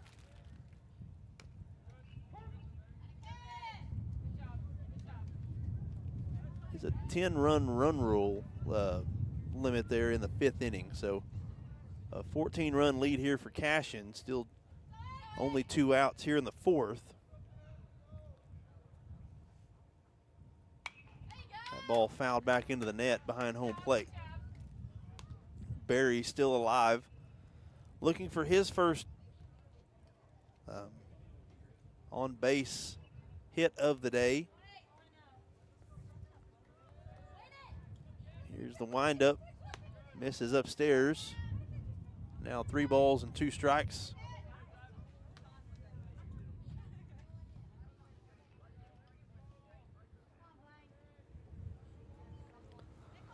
Here's the payoff pitch for Blaine Hale. The 3-2, fouled back into the net again.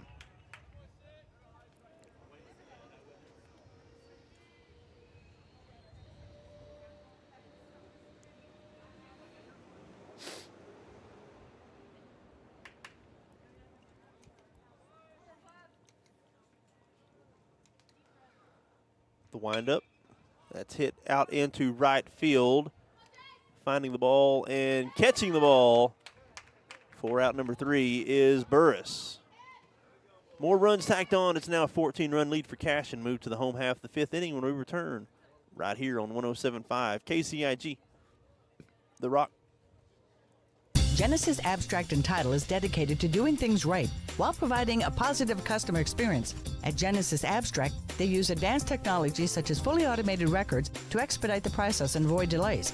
Their friendly professionals are ready to serve you and will take care of every detail to make your buying and selling process an easy one. Genesis Abstract, open Monday through Friday, 8 to 5 at 410 East Court Street in Atoka. your source for quality abstracts, title insurance, and excellent closing solutions. A community bank is far more than just a bank that offers the services such as online and mobile banking, mobile deposit, and loans that fit your needs. A community bank invests in the community it serves. Your phone call will be answered by local people you already know and will make you feel welcome by greeting you as you enter the lobby. At Shamrock Bank, we effectively combine convenient banking technology with people you know and trust. It really is the people that make the difference. At Shamrock Bank, you are more than a customer, and we are more than a bank. Shamrock Bank, member FDIC.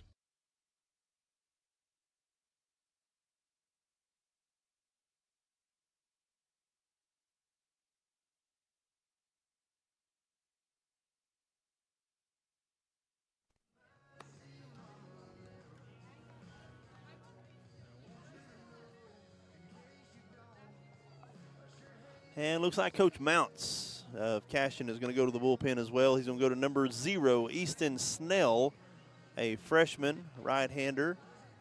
Will take his place on the mound for Cashion.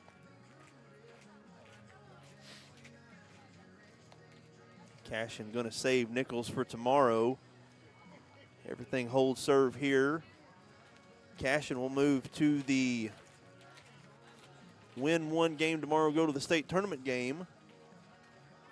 The loser here will fall into the loser's bracket. They will play the winner of Watonga and Howe, who's scheduled to play here immediately following this game tonight. So an elimination game following this game here tonight. The loser of Watonga and Howe will have their season come to an end. The winner of that game will play the loser of this game tomorrow evening at 4 o'clock right here in Cashion. Coalgate's back here. I will be back here tomorrow, 4 o'clock. Follow along. We'll be here as long as the Wildcats are here. So Cashion, with a win here, will put themselves firmly in the driver's seat as they'll have to be beat twice. As we now move to number 34, Burris will start us off here in the bottom of the 4th inning.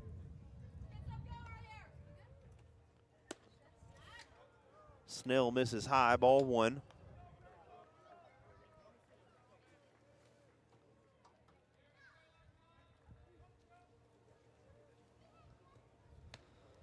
Big swing there by Burris, miss, strike 1.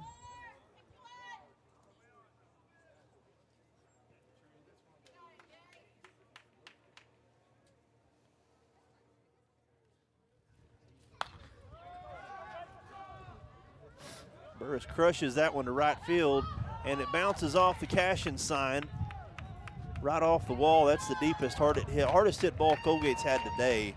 And Burris is on base here to start things off here in the bottom of the 4th with a leadoff double. Pretty sure that sign says 315. That was hit every bit of that.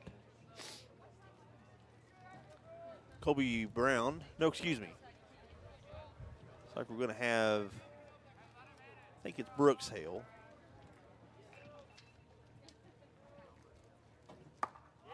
He takes one off the helmet.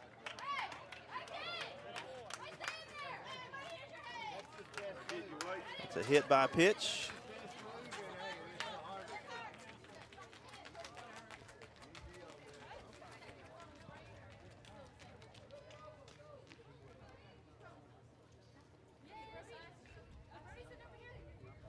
Brooks Hale using his head there.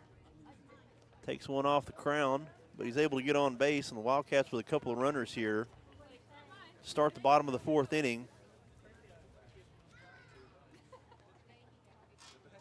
Wildcats need to be able to get a couple of runs in here and at least maybe a couple of more.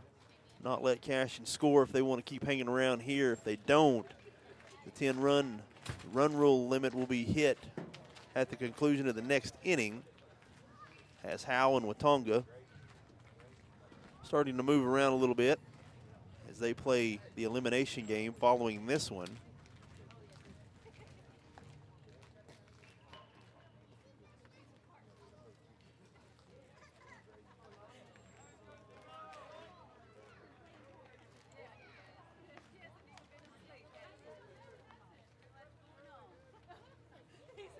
So here we are, Weston Lackey back up to bat here for the Wildcats. Runners on first and second. Brooks Hale at first. Burris on at second. And Lackey grabs that one, hits it super hard, and that's going to go to the fence into right center. That's going to score at least one. Hale's going to be waved around second. And Lackey sliding into third. He's going to be called out.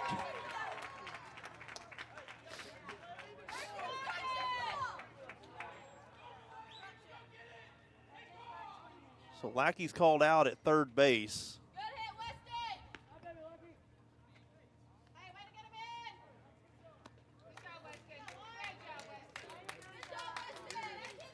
The Wildcats get two of them back.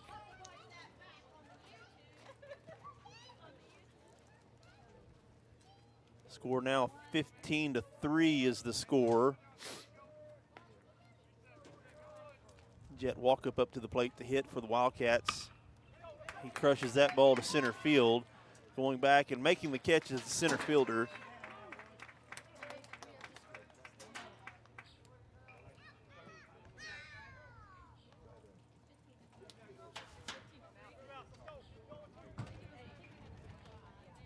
Bring up number 29, Trey Francis. Base is empty now. After Lackey's able to get a couple of runs across there on that deep hit ball. That was his best ball hit of the day. Seven Williams on deck for the Wildcats.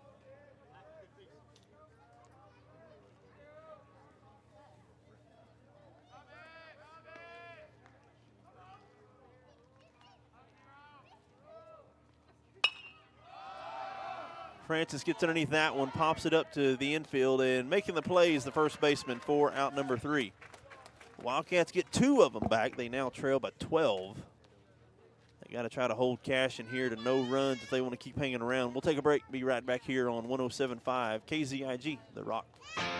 This is Eric Studeville inviting you to buy the Studeville way. Whether you're looking for open roads or you like them built tough, there is only one way to buy your vehicle. And that's the Studeville way. Studeville Chevrolet, 851 Westside Drive in Durant, and StudevilleChevrolet.com. And Studeville Ford, 1601 South Mississippi in Atoka, and StudevilleFord.net. The Studeville family of dealerships, proudly serving you and your communities. Your day-to-day is filled with possibility and the potential to create days you'll never forget. At First Bank, we have accounts that help make whatever you dream of possible. First Bank, here for possibilities.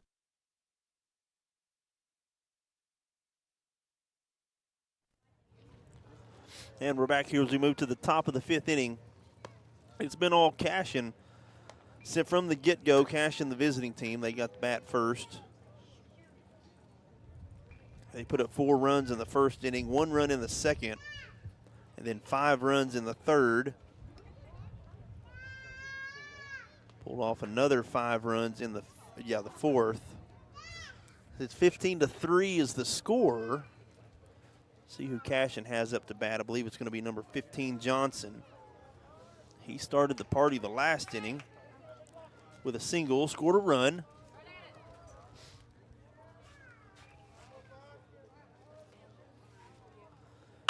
Hale still back on the bump for the Wildcats. Johnson fouls that down the third base line.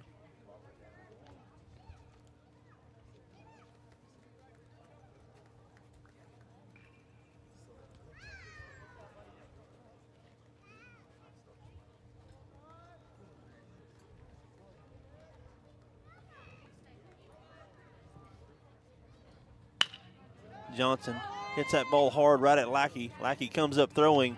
Not in time. Johnson, absolute missile. Safe at first. He shot out of the box like a cannon. Like now batting is number 24, Andrew Larman, a freshman. That Coach Mounts is going to start subbing in some players here. Top of the 5th inning. Here's the windup from Hale. That ball hit hard out to center field. Going back and making the catch. I believe Brooks Hale out in center field for out number 1.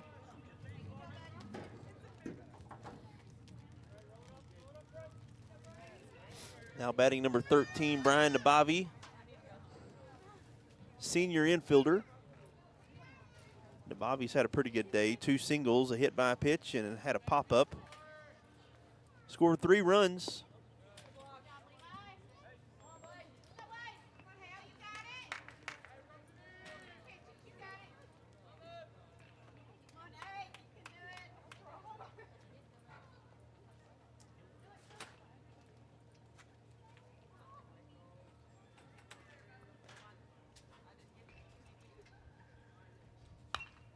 Bobby fouls that back down the third base line and out of play.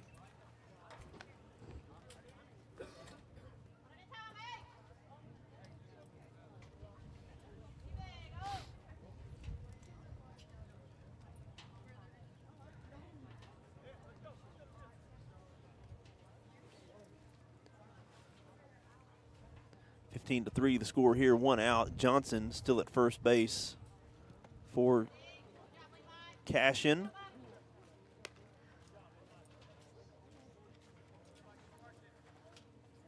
Now 2-1 the count for Hale.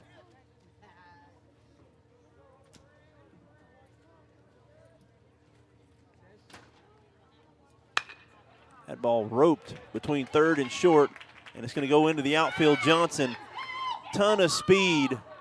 Never slowed up. He never once wanted to stop at second. He easily slides into third base.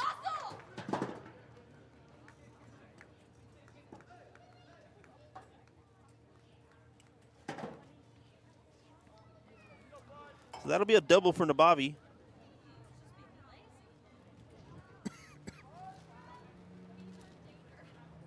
Johnson now at third.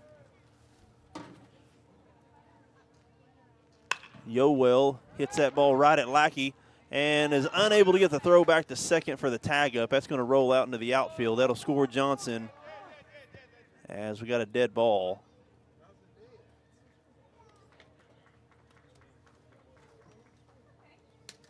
Not sure how it was a dead ball. Umpire stopped the run.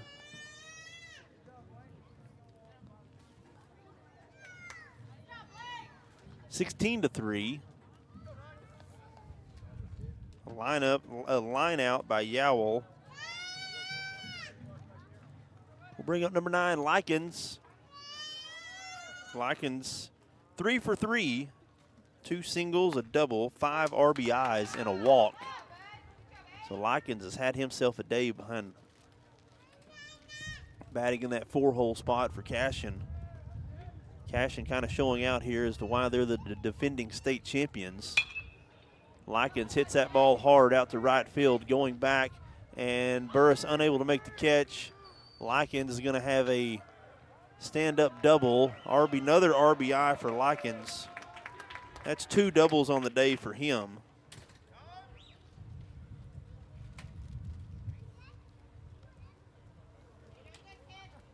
(17-3) the score.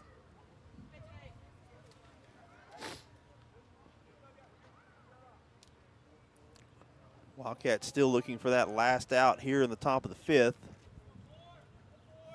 Now batting number 4, Fields. Fields just 1 for 3. Did get an RBI single and scored a run in the first, but did have a sacrifice fly in the third, popped up in his last at bat.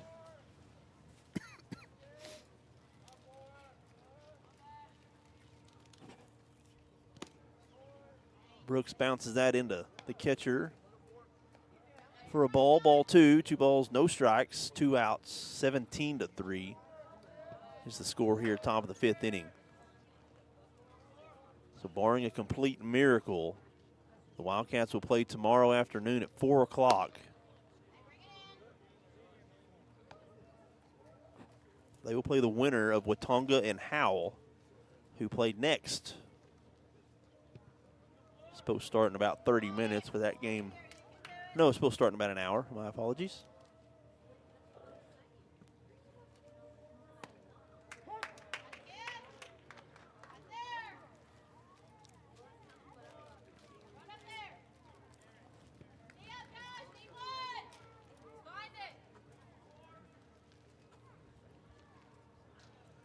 The 2-1.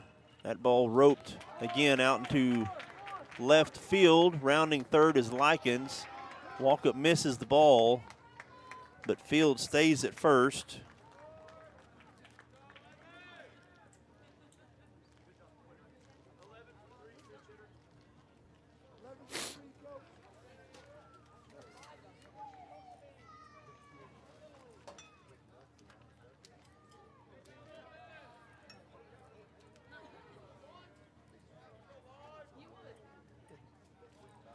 Justin Sylvester now batting for the first time today, number 11.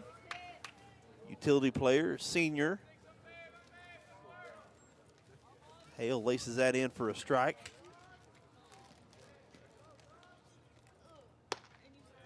Strike 2.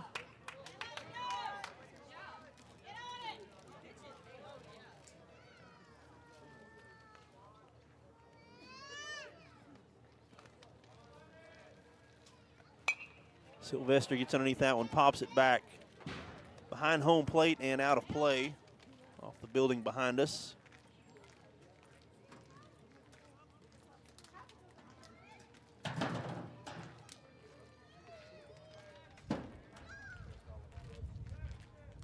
Swing and a miss. And Sylvester goes down for out number 3. We'll move to the home half. Wildcats need some runs to stay in this. We'll find out when we return right here on 107.5 KZIG, The Rock. When it rains, it pours, so it's important for you to get the coverage that meets your needs. Farmers Insurance agent Lucinda Holland can help you understand your options so you can prepare for what the forecast brings.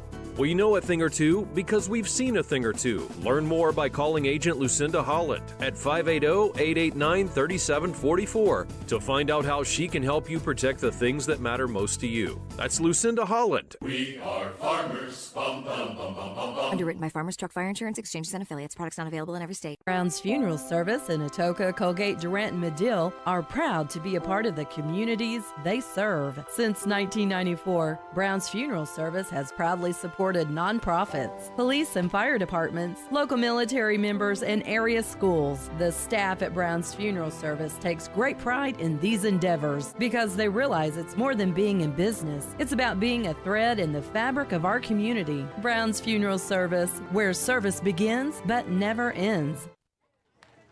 And we're back here, home half of the 5th inning.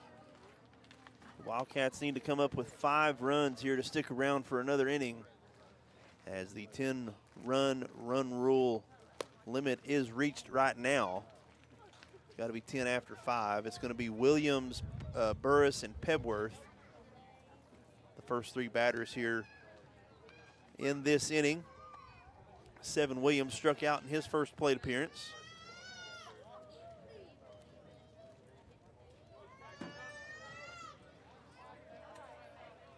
Williams now steps into the plate. Right-handed hitter for the Wildcats, as Snell is back on the bump. Williams launches that foul, unplayable. Strike 1.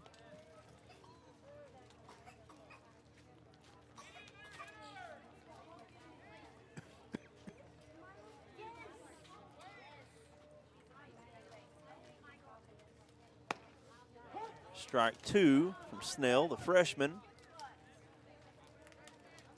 Came in for Nichols. Nichols, the ace pitcher for Cashion. Got in, got out, got the job done. Check swing to second base, and Williams is going to be thrown out for out number 1.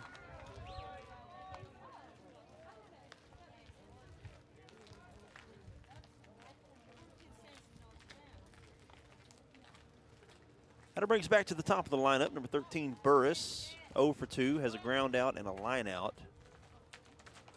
Burris looking to get on base here for the first time in this game. Played really well the first game against Howe. Burris ropes that to the second baseman, and Nabavi is unable to make the play, and Burris is on base.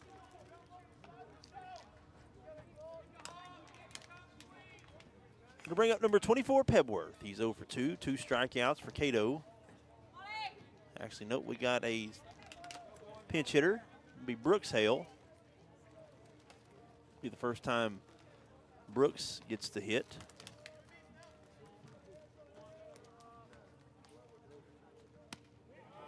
Good pitch there by Snell.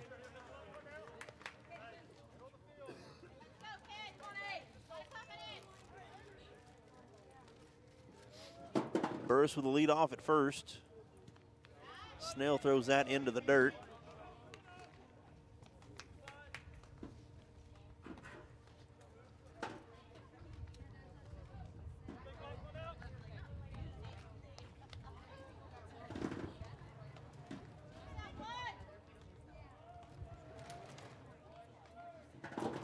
One ball, one strike. Hale ropes that down the first base line and out of play.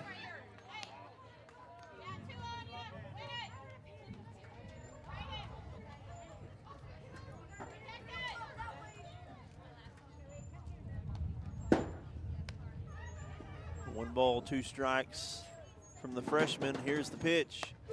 And gets Hale looking, strikeout.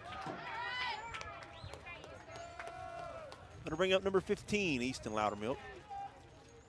Wildcats down to their final out here.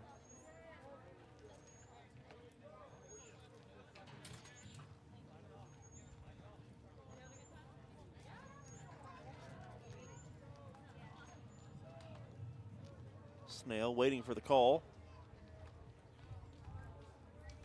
Here's the windup. Pitch inside, ball one.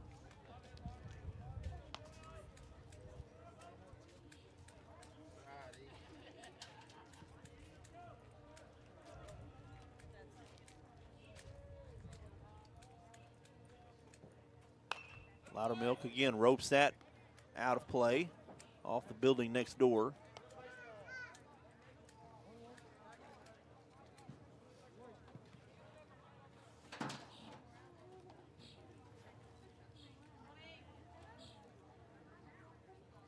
Snell looking over his left shoulder at Burris at first base. Now makes the throw home. Low. Ball two. I believe it's 2 balls and 1 strike.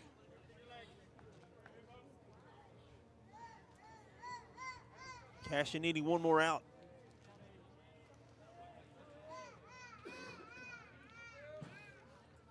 Snell with the windup. Loudermilk fouls that out of play down third base line, evens the count. 2 balls, 2 strikes.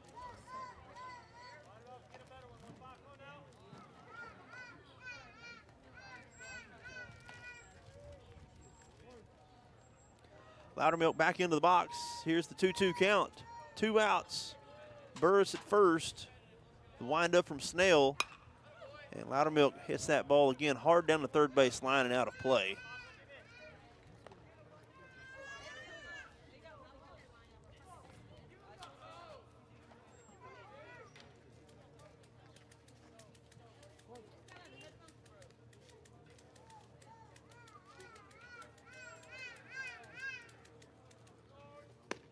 And a swing and a miss. Loudermilk goes down. And that takes us to the conclusion of that contest. We'll take a quick break and get you set up for tomorrow, what tomorrow's schedule looks like, right here on 107.5 KZIG, The Rock. A community bank is far more than just a bank that offers the services such as online and mobile banking, mobile deposit, and loans that fit your needs. A community bank invests in the community it serves. Your phone call will be answered by local people you already know and will make you feel welcome by greeting you as you enter the lobby. At Shamrock Bank, we effectively combine convenient banking technology with people you know and trust. It really is the people that make the difference. At Shamrock Bank, you are more than a customer, and we are more than a bank. Shamrock Bank, member FDIC. Genesis Abstract and Title is dedicated to doing things right while providing a positive customer experience. At Genesis Abstract, they use advanced technology such as fully automated records to expedite the process and avoid delays. Their friendly professionals are ready to serve you and will take care of every detail to make your buying and selling process an easy one. Genesis Abstract, open Monday through Friday, 8 to 5 at 410 East Court Street in Atoka. Your source for quality abstracts, title insurance, and excellent closing solutions. And we're back here as we conclude the final from Game 3. Cashion wins in 5 innings. 18-3 is the score over the Coalgate Wildcats. Cashion now 1 game away from the state tournament as they wait They'll play tomorrow at 6:30 right here in Cashion. They need one more win to go. In 2 games, Cashion has scored 37 runs, so 19 runs in the first, 18 runs in the second game. Cashion bats are on fire. Coalgate falls to an elimination game tomorrow afternoon at 4 o'clock right here on YouTube at Coalgate Wildcats. We will have that game covered for you. If you're unable to make it, be sure and tune in about 4 o'clock tomorrow for a win or go home scenario for the Coalgate Wildcats. They await the winner of Watonga and Howe, who play in about 30 minutes or so right here in Cashion. Again, we'll join you back tomorrow at 4 o'clock. That'll conclude things here from Cashion for day number 1. We'll be back tomorrow about 4 o'clock. Be sure and join us right here on YouTube. Wherever you were, however you were, I am Cody Newberry. Hope you enjoyed the broadcast. We'll do it again tomorrow. Wildcats need 3 wins now to get to the state tournament. If they want to do that, they can do that tomorrow. We'll find out together. Join me next time right here on 107.5 KZIG, The Rock.